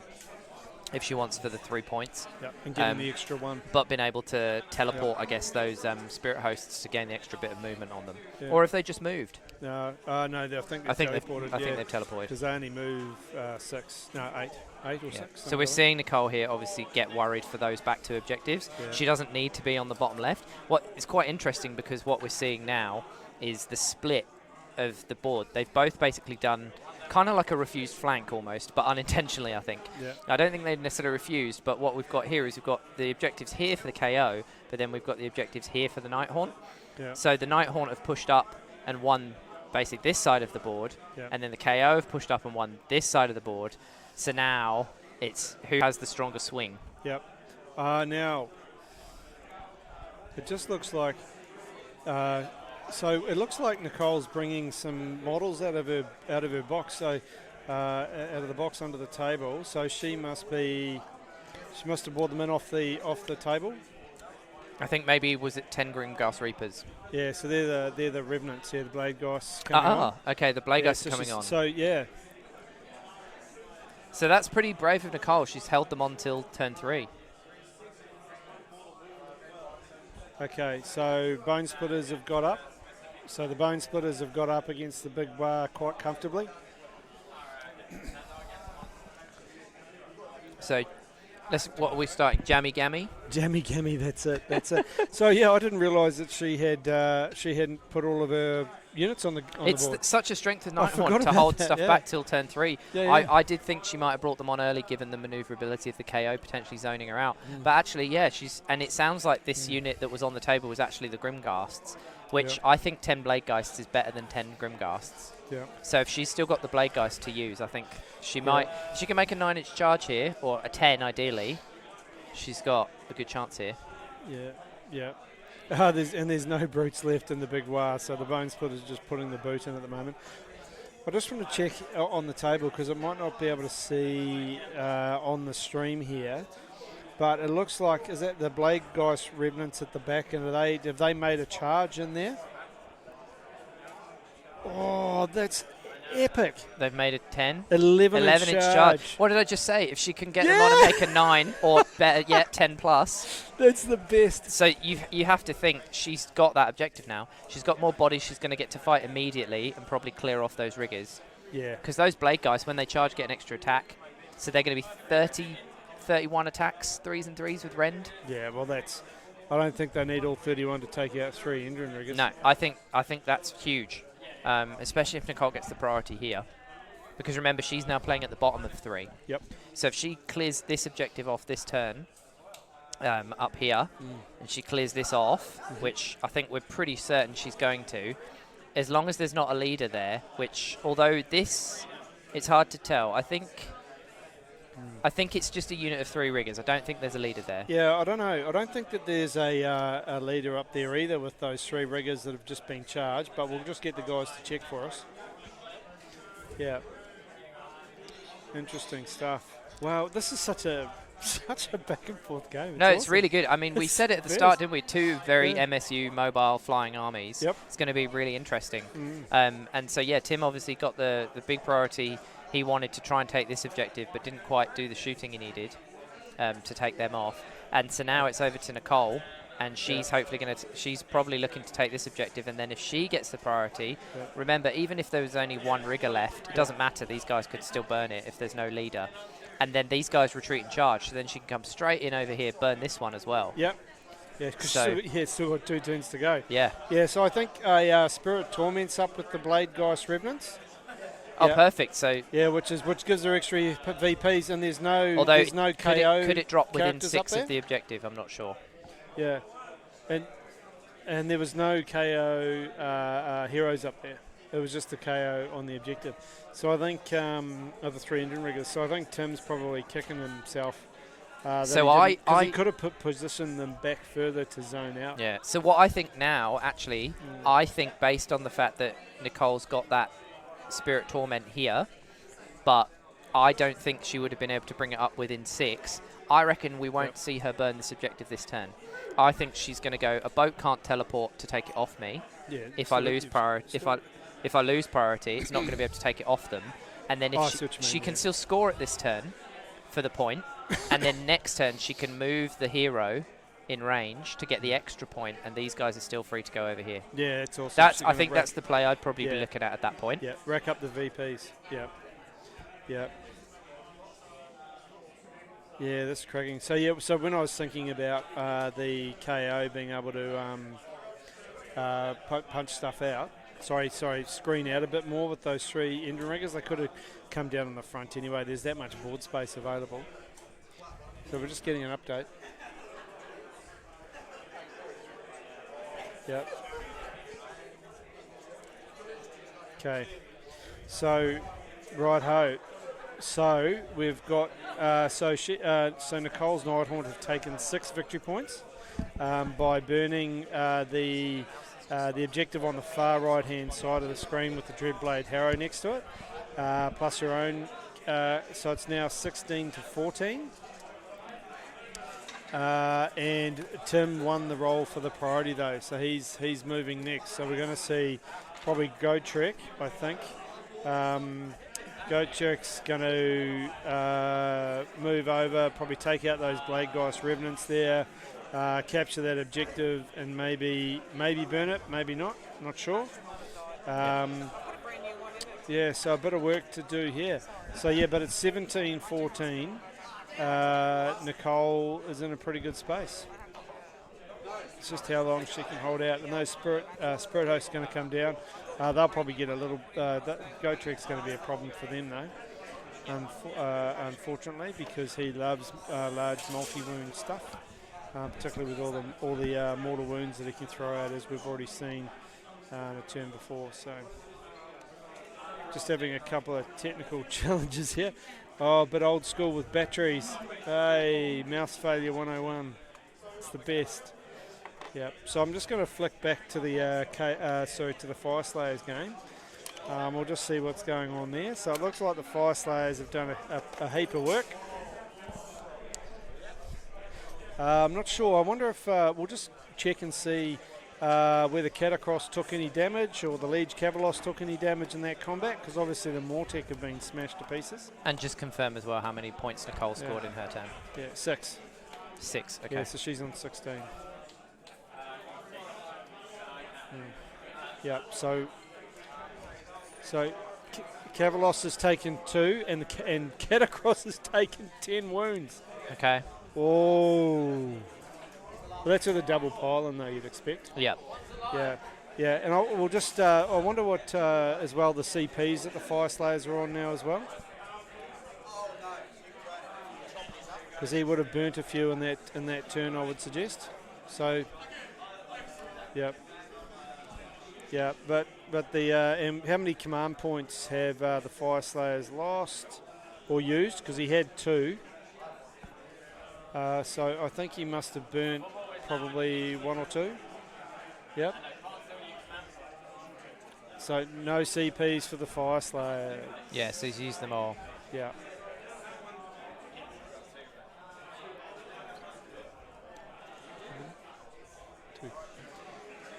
Yep. And OBR are currently on 2 CPs. Do we know how many points he scored? 2 RDP in the Fyreslayers turn 4. But the thing is Catacross stole the Fyreslayers. CP, that's massive. Yeah, huge. Do we know how many VPs the Fyreslayers scored in their last turn as well? No, they haven't had their turn yet. They're having their turn 4 now. They're turn 4 now? Yep. Yep. Mm-hmm. Yep. So I don't know. I think Scott was probably looking to do a lot more damage with Catacross, 10 more tech, and the Cavalos going in, because the Cavalos has got that neg 3 rend weapon from the Mortis Praetorians. It does 2 damage, but he is only 3s and 3s, 4 attacks. Yeah. So. But he's damaged 2, so if he gets all 4 through, he can kill 4 guys. It's pretty big. Wow. Oh, so Nicole got to move the Purple Sun. Yeah, so he got to move the Purple Sun onto the Endrin Master with dirigible suit and only rolled 2 and got the double 6, rolled the 6 to get the 36 wounds, but only rolled a double 1. Oh no. Yeah, jeez. So we're on to turn 4 for the KO, and Nicole got 6 points. 6 VPs. So really good turn for her.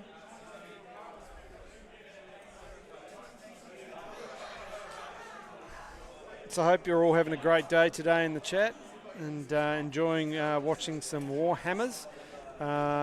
Personally, I'm really loving having 2 tables going at the same time, but makes for it's a bit of fun switching between each one and keeping things moving as to what's happening. But I think makes for pretty good viewing. Well, hopefully. Yeah. I think it's all about your commentary, mate. It's been scintillating.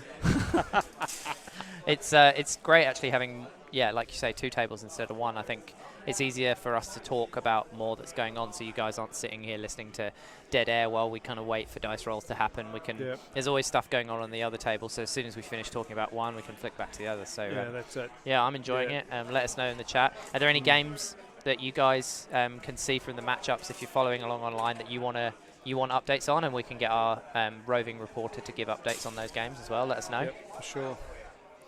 Yep, so we've got... and so, it does look like Nicole, obviously, in that last turn has done what I said, I think, was the smart move, which was don't burn that objective. Yeah, 100%. So she's forcing Tim to have to divert resources back up there to try and stop her just keeping it. Otherwise, she keeps hold of it and can keep scoring points for the additional turns. But that being said, she can just go and kill his units next turn, score it. Although, because he's been able to bring the riggers back... Well, we've got some activity going on around us. Oh, this is awesome. Okay, we'll get an update. Here we go. I think it sounds like we've just had a game come down to a priority roll that's gone against Michael Thompson, I think. Yeah. So, so we've got OBR versus Seraphon, I think. OBR versus who? Seraphon, and OBR needed to win the priority and rolled a 5. It was quietly confident, but then the Seraphon gave him the big middle finger with a 6. Thank you very much. Thank you very much. So, couldn't secure a key objective. Such a shame. So what we're seeing here now is we're seeing some of those Blade Geists die to shooting from the KO. And as I was just saying before, actually, the fact that now Nicole's not, the only thing is Nicole isn't free now to charge over to the other side to try and get that other objective, because she's got to deal with these riggers. And they've managed to get close enough that only the Spirit Torment on his own isn't going to outnumber.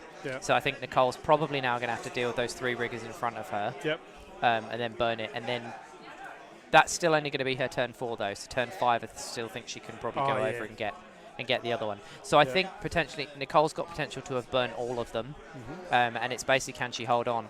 But look where Tim's got these gun haulers. Yeah. So I'll just give a quick update, mate. So we're just looking to get an update. Thank you, chat. How was the Archaon versus the Sons of Behemoth game going? And also, how did that Gorgon go? Coming in behind Clint's rear end, please. Okay. Oh, we've got more batteries. Oh no, just trying to... so I just want to get an update from the floor. I think Jim is running around. We just want to find out how the Archaon Sons of Behemoth went and how Clint fared with a Gorgon coming up his buttocks. There we go. Jim's running around to get some. So how good? It's got a. Yep. So, whoops. So we've got the Sons of Behemoth have got up against Archaon and said, "Thank you, Everchosen. No, thank you. Love it." Yep. And.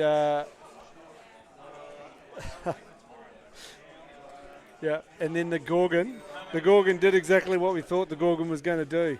Failed his charge, Mortek Guard charged him and killed him. Nice, It was all part of Clint's plan in the end. It's all part of Clint's master plan. He was like, sure, you can come to me. Yeah. I'm slow, you come to me. Yeah, please ignore the little gap that I've left here specifically for your body and base. Thank you very much, sir. Looks like Cliff's turned up today. Yeah, Cliff's turned up today. That's the best. Oh, love Although, it. yeah, so in this game it looks like Yeah. Nicole's back objective is probably going to get lost this turn because Yeah. I'm not sure if she's got more models with those spirit hosts. And actually, it looks like we've got 2 gun haulers and 3 riggers potentially that have flown high with them. Yep. So I think she's probably going to lose that objective this turn. Gotrek is standing next to the other objective, so it's whether he is going to make a charge into those I'd say would do. 4 Grimghast Reapers, try and kill them, Yep. take the objective. Yep. Or I wonder if Nicole has moved them far enough away that if Gotrek wants to kill them, nah, she'd keep them within 6. Okay. Sorry, we're just having an update there from sorry, Simon that guys. we've got 40 minutes left in the round. So Yep. still plenty of time. Yeah. So so Clint's actually going all right. The catapult shot the bull gore and failed all their saves and 4 bull gore gone off an objective, which has allowed it to be retaken. So be taken, which is awesome. Yeah. Yeah. So this Nicole's. It looks like those blade guys from up the top left-hand corner there are gone. So did the gun hauler come over and shoot off the blade geist revenants up the top left-hand corner there? Do you think, Chris? Yeah, maybe the gun hauler and also the riggers. Remember, they've all got volley guns and they've got pistols. Yeah. So Nicole's in a bit of trouble there now. Yeah, so that top left-hand corner where the blade geist came on and took that objective, it looks like they've been killed off.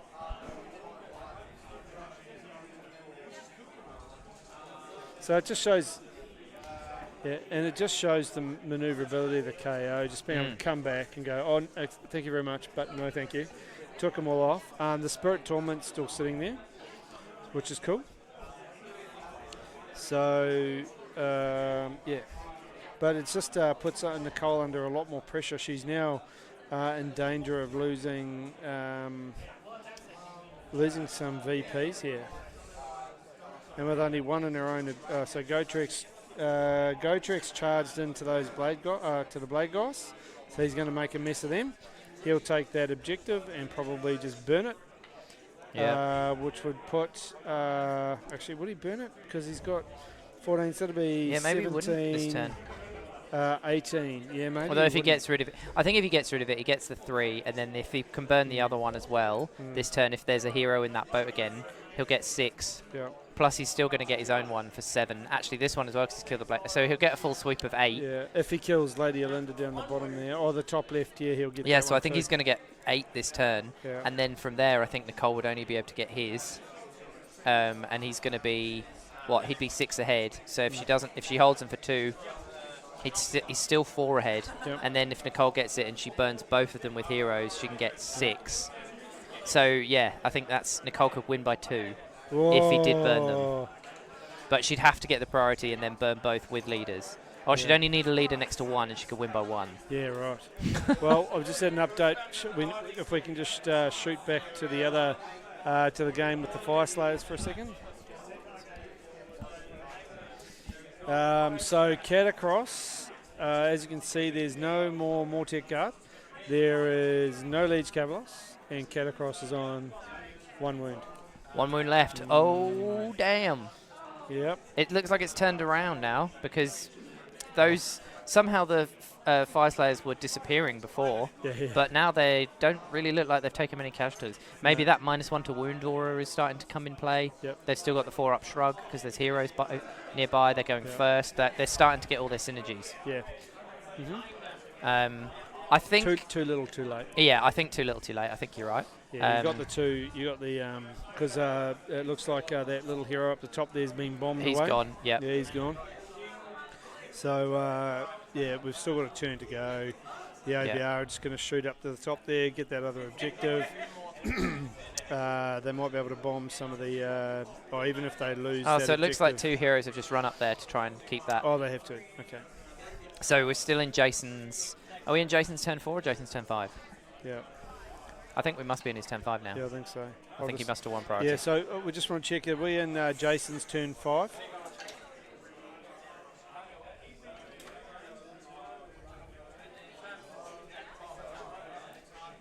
Yeah, so we're at the bottom of turn. We're at the bottom of turn 4. Yeah, bottom of turn 4. So still got turn 5 to go. Okay. So Jason's going to be able to control that objective, and not burn it. Yeah. He's got the models, but he can't burn it because Catacross has got one wounded. Well, if he's still doing movement, he's going to have a combat phase, so I don't think Catacross is going to be alive. Oh, how come we've got 3 guys who've just moved up the top there? I think he must have had 3 foot heroes that have all just run up there. Ah, whoopsies. My apologies. Yep. Or potentially there was a couple of Volkites left or something. Yeah, that we couldn't see. A couple of... no. No, I think they all died. I think they're just foot heroes. Yeah. That were hiding behind that runic wall. So why would he move all 3 up though? Oh, I guess to protect the just objective. to protect it, bodies. Yep. So that must be 2. There's 2 other heroes in there because he's... Those ones in by the firewall. So are those 2 heroes in by the firewall there? And are those 3 heroes that moved up to the top objective for the Fyreslayers? So there's 3 heroes up by the top objective there, which we think are heroes on the Fyreslayers board. And then there's also 2 models by the firewall, which I think are heroes as well.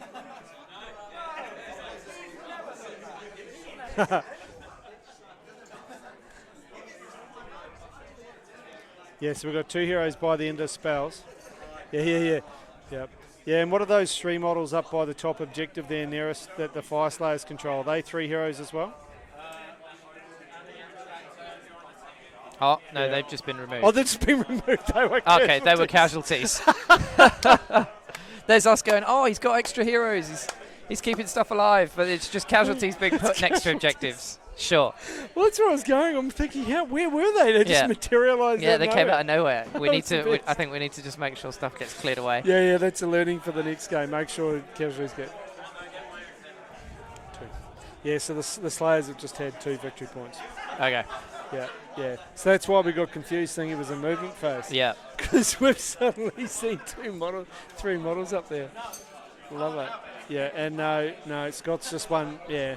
OBR have just won priority for turn 5. Yeah, it's game over. Well, it was kind of game over a few turns ago, really, but but that's game because he can even just walk away and go. So we might just sit here for a second. Looks like they're going to continue. So they're going to continue and play out turn 5. Yeah. And then we'll shift back to the Nighthaunt game and get an update on that. Yeah, let's just flick over, I think, to Nighthaunt because we've been on this table for a little while now. Yeah, we have. We'll see what's going on. Okay. So you got Linda up the top there. She's dealt with those 3 engine riggers. Ah, okay, yep. Forgot she was still alive. She's done well to survive this long, I think. Yeah, again, really good. And then you've got... so it looks like Gotrex killed those Grimghasts and burnt that objective, as we expected. Yep. It looks like the other objective is still on the board, though. So I don't think that one's been burnt. Yeah. So we just need to get an update on the points for KO turn 4. Yeah. So we just need to get an update on the points for KO for turn 4 and how many objective markers Nighthaunt still have in their deployment zone. Looks like 2, but we're not sure. I think it's just 1. I think it's just the right where the gun haulers are. Okay, so there is one down on the far right. There's just some decisions on whether it's going to get burnt or not. Okay, so we're at the end of KO turn 4. Yeah. Oh, okay, so there's a hero there. So it looks like those spirit hosts are in combat. Yeah. Yep. So so this must be. So we're still in the end of KO turn 4. No, so this is still the end of. Is this the end of Nighthaunt turn 4 still? Yeah. So it's still the end of Nighthaunt turn 4. So KO have had theirs and didn't burn it. So this is Nighthaunt turn 4. Yeah. Okay. Yeah. So it's 20 points to KO. So it's 20 points to KO currently. Yep. Yeah, 20 points to KO. So obviously got 6 that turn. and probably only 17, or probably 17 for the Nighthaunt. So the sixth that turn was obviously Gotrek burning this one for 3. Yep. The boats over here getting this one for 1. Yeah. And then getting their own 2. 5, 6, yeah. Yeah, no, because the Linda's up there. She is now. Yeah. Nighthaunt have had their movement. Nighthaunt, yeah. Yeah, but But she wasn't there before. So that's how they've got those 6 points. Yeah. So now we're into Nighthaunt. It looks like combat, because I think we saw pile-ins then. Yeah. So, I mean, it looks like a Linda, it's hard to tell the 6-inch gap on this top left objective, but it looks like a Linda can potentially burn that one for 3. I don't think the Nighthaunt have been able to regain control of their own objective, though. No. And they definitely haven't taken the other one. The middle one, yeah. So, oh, there you go. There you go. So we've just seen a burn. So I think that's the only. I think we're only going to see 3 points scored for Nighthaunt here now. Yeah. Though, but that's going to take us to 19-20 and a big turn 5 priority. So.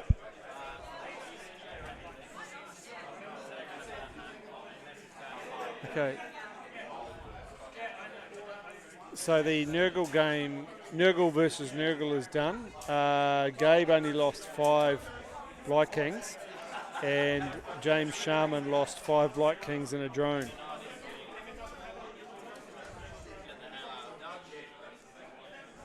Sorry, 5 drones and 4 Light Kings. Yep, and so that's a win to Mr. Hannah. Okay, so yeah, so Nicole's burnt. So Nicole's just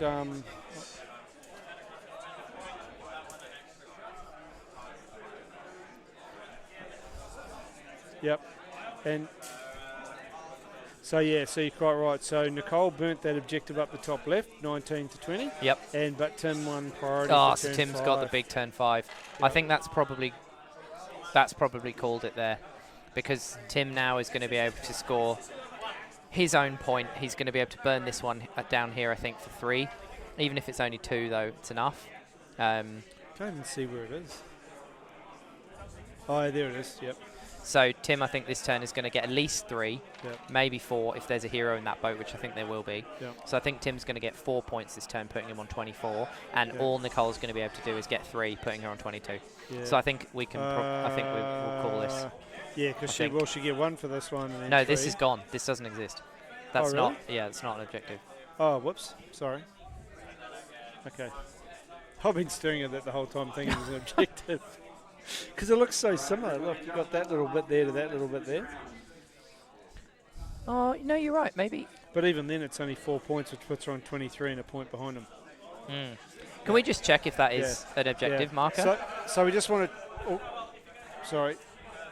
Having some technical issues with the phone here. Okay, so we just want to check. Is that an objective on the right haunch? Next to the red next tape to measure. The red tape measure. There looks like an objective on Nicole's left-hand side there. Yeah. Oh, it's a spare token. Yeah, I thought so. Yep. It should be a bit further to the left if it was an objective. Yeah, okay. Yeah. Yeah. Yeah, so we'll just get marked. So that one there, Mark, is that that one there? Is it an objective marker?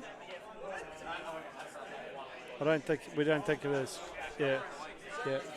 Yeah. We'll just ask Nicole how many objectives has she still got left on her side. Yeah. It's awesome. Oh, love it. Yeah. Yes, that's right. Can they get the Nighthaunt game? Has been a cracker. I mean, I don't know. I've just got an expectation that KO in particular, a lot of talk about them being right at the top of the meta. So much maneuverability, firepower, and then you add something like GoTrek into the list. This is a very different list to what you normally see, right? Paddy's list is probably more close to the usual KO. No spells in a bottle. Yep. And either of them, no. But there we go. We've just seen a handshake. Just had a handshake. I think they've realised that Nicole can't catch up. Yeah. So Tim's taking it. So I think Tim's taking the win there. Yeah. So 24-20 to the KO. But what a cracking game. Awesome. And close. And I think either of them, it was that turn 5 priority for the game, I think. Yep. Wow. That's been intense. I love it. But that's, to be fair, that's like the type of games you want to be having where they're that close. I think when you've got a, we've all played games where it's a bit of a walk in the park.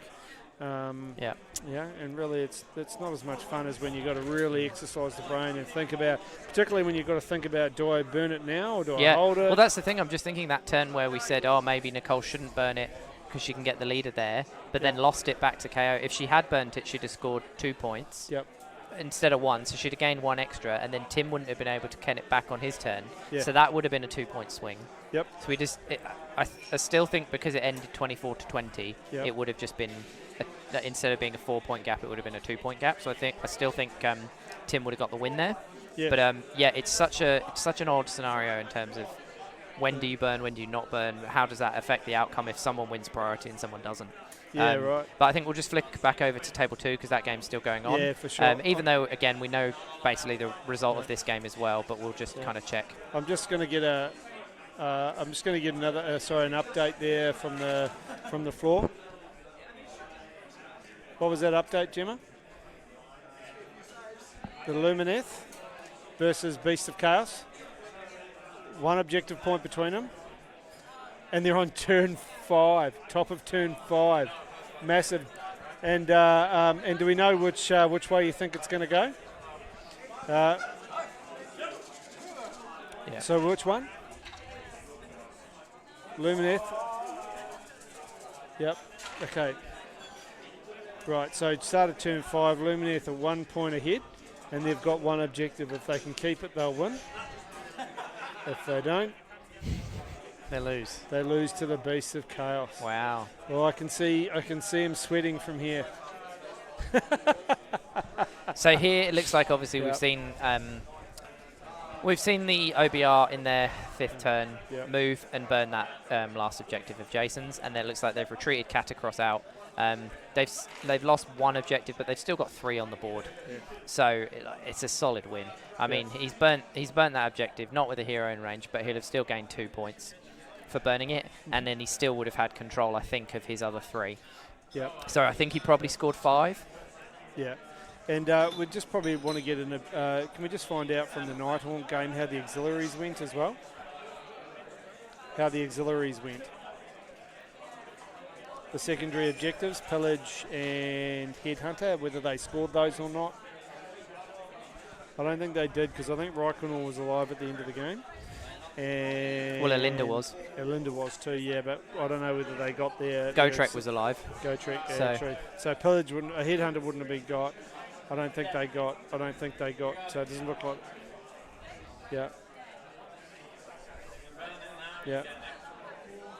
Yeah, Nicole didn't get either. So did Tim manage to get his Pillage? Yes, he did. Okay. Yeah. So then on this game, if we can just get a points update for OBR 10-5. Okay. So Clint's actually got up in his game. Happy days. Nice. Against the Beast. And we just. Oh, we've just seen the handshake there. Oh, handshake there. There we go. It's game over. Yeah. So we'll just find out what happened on the secondaries. Yeah. And what happened on the secondaries for the OBR game is we're just waiting for that information.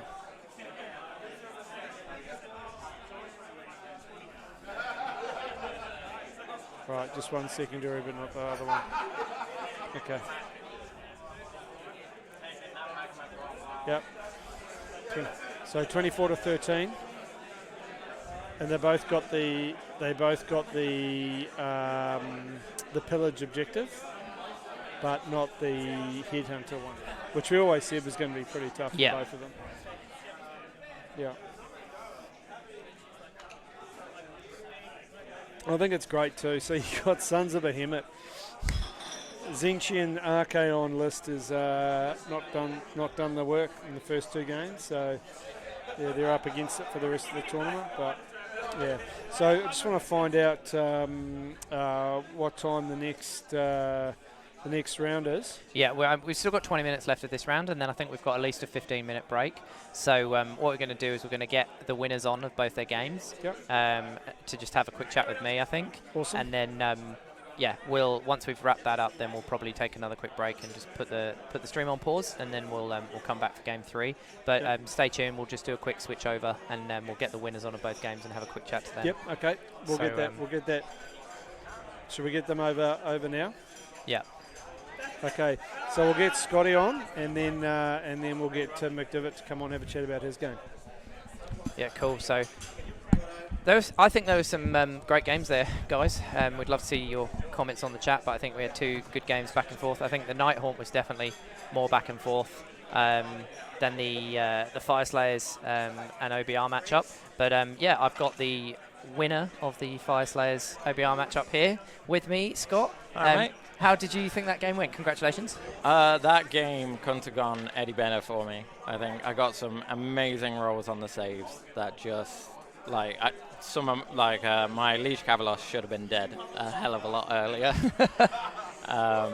And my catapults just did amazingly. Unfortunately, some poor positioning allowed me to just take off half of one of his units.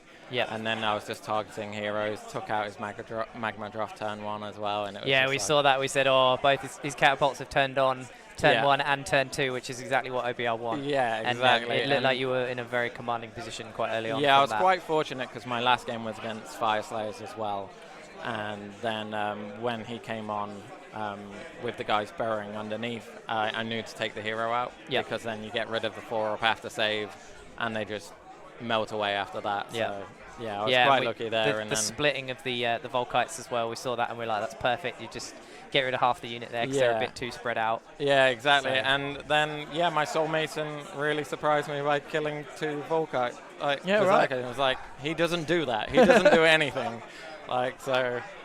He was really well positioned though, I think, stopping your objectives being burnt from those Fyreslayers. Even if they took it off you for a turn, maybe they weren't able to burn it. I think he was very unfortunate with his firewall as well, because it wouldn't disappear for him. So oh, he was okay, we wondered because we thought he could. We were like, oh, why hasn't he got rid of it? He's slowing his own movement down here. But no, he wanted it to go. Right. But it just wouldn't stuck around. leave. Yeah, okay. So it kind of benefited me in that way because it held up his big unit for a couple of turns. And as you saw, once they got round, they were able to tear apart Catacross, tear apart 2 units of Mortec Guard. There's nothing I can do against mortal wounds in that case. Yeah. But yeah, the catapults just really it was very interesting seeing early on how easily you dealt with 1 block of 20 Hearthguard that popped up. Yeah. They disappeared really quickly. I was amazed at how quickly they disappeared, I think, because you got rid of the character. Yeah. And then you saw the second block in range of all their buffs, the -1 to wound and everything coming in, and they stuck around and started to kill everything. It's that 4-up after save. Yeah. There's just nothing you can do about it because you can't target the 2 heroes who are stood next to the wall. So you can do nothing about them. So you're just hitting your head against a brick wall. I mean, usually that's me because I'm playing like Ozzyarch and they're usually the brick wall. But no, it was tough towards the end. I probably shouldn't have charged anything in, but I had a comfortable lead at that point, so it was a bit of a I think from about round 3 we were like, okay, I don't see the Fyreslayers bringing this one back. Yeah, I was quite surprised when he gave me the first go at second turn, because he won the roll-off. Yeah. And he gave it to me, which just allowed me to just come in and burn 2 objectives straight away, and that immediately put me up and put the pressure on him. Yeah. It was an interesting one.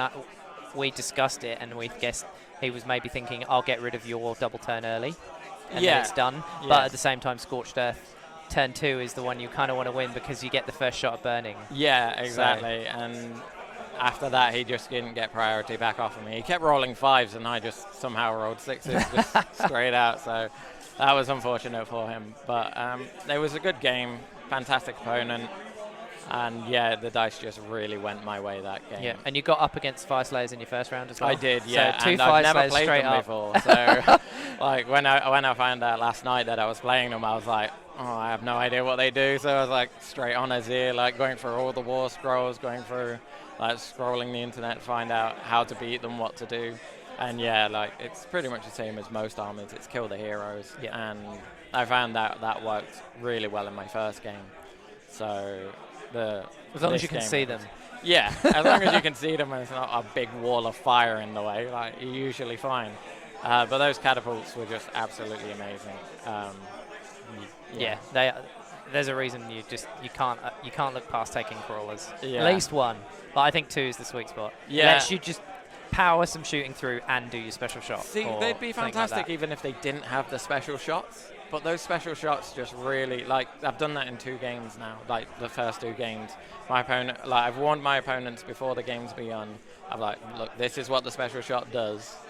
And both times they've either by accident or just misplayed, they've just left it so that I can just target 2 models. Yeah. And You get so used to playing in your ways of going, my unit's in a line, this is how it moves. Yeah. And you go, yeah, that's fine, you can pick models, okay. And Yeah. then someone goes, okay, well, they're gone. Yeah, and it was the That's half fact, your it's the unit. fact that it's 2 models as Yeah. well, so it's not like you can even just go too deep and be safe. Yep. Because I can just go, right, that one and that one, they're dead. And even with the -3, I'm like, you roll a 5 and On 2, two's dead. Yeah. Yeah, so, yeah, Yeah. fantastic game.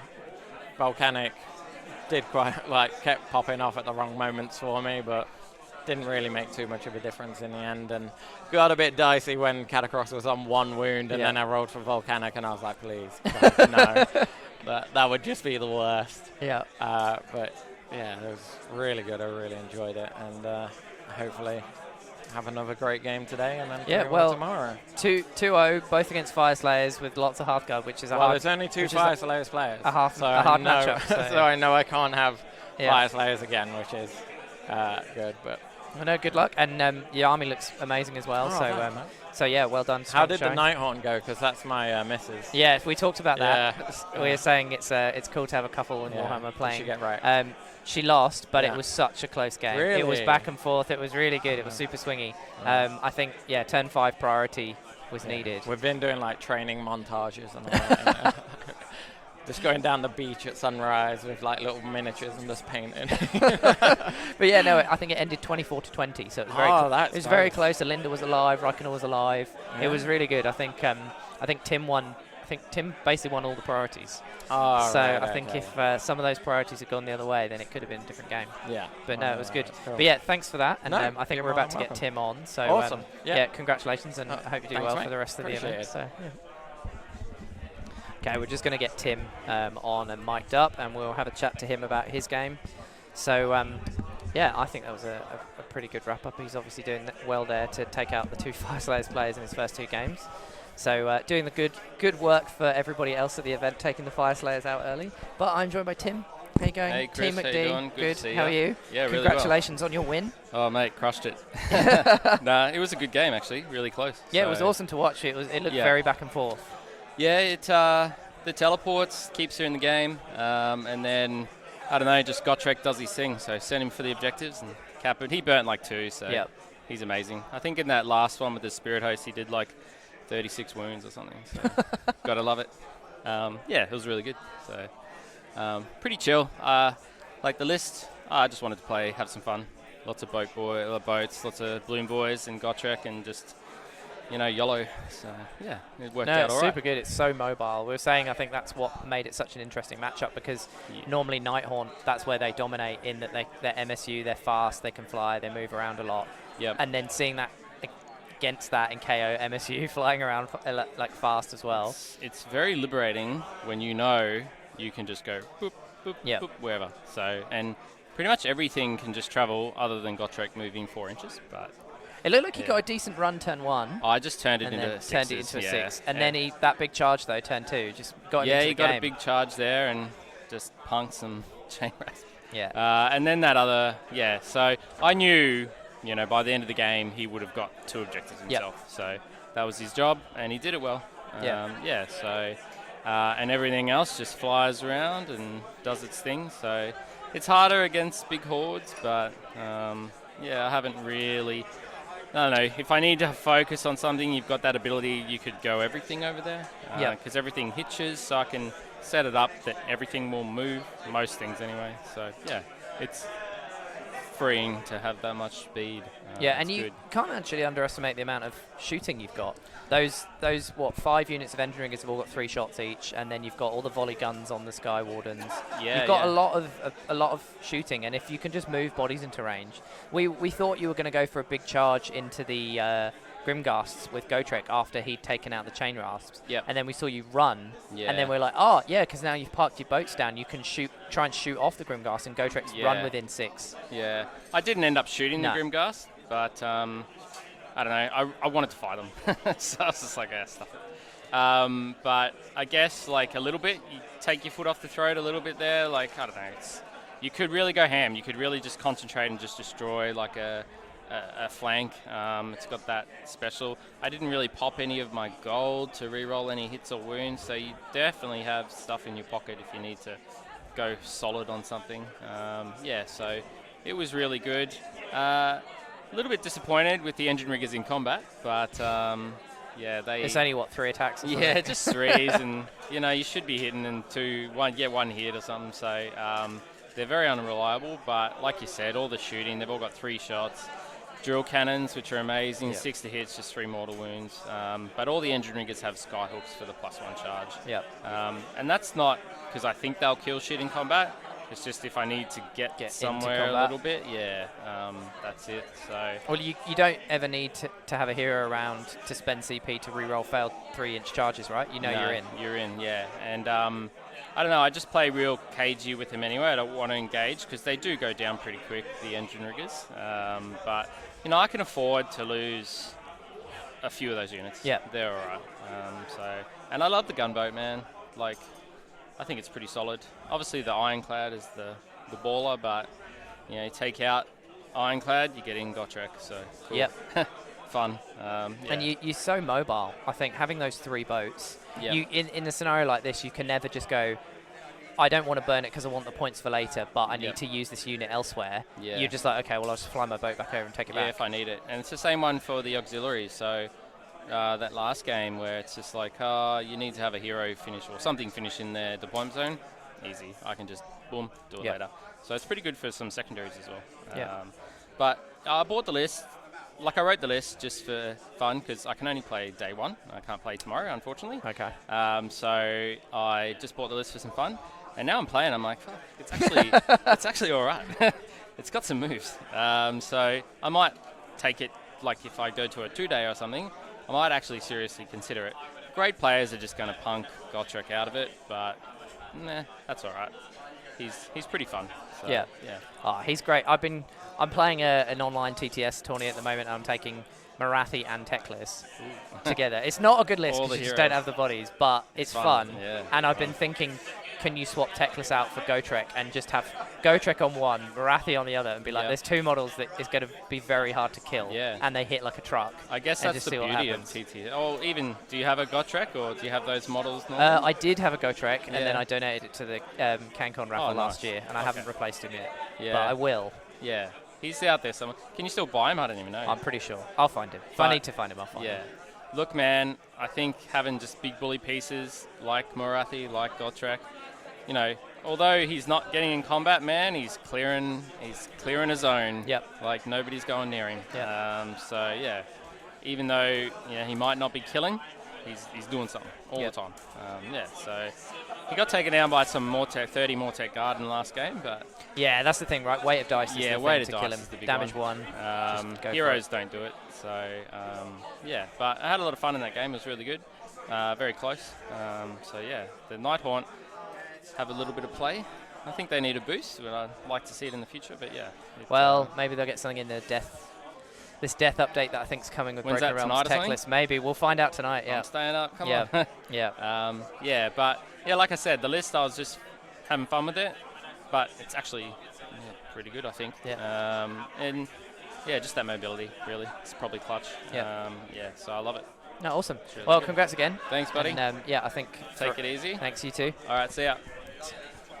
So I think for the rest of you guys, we've got 7 minutes left of this round, and then we've got at least 15-minute break. So we'll probably be back about 3:45 once we've selected the tables to start streaming. But until then, we'll be back for a bit. Thank you.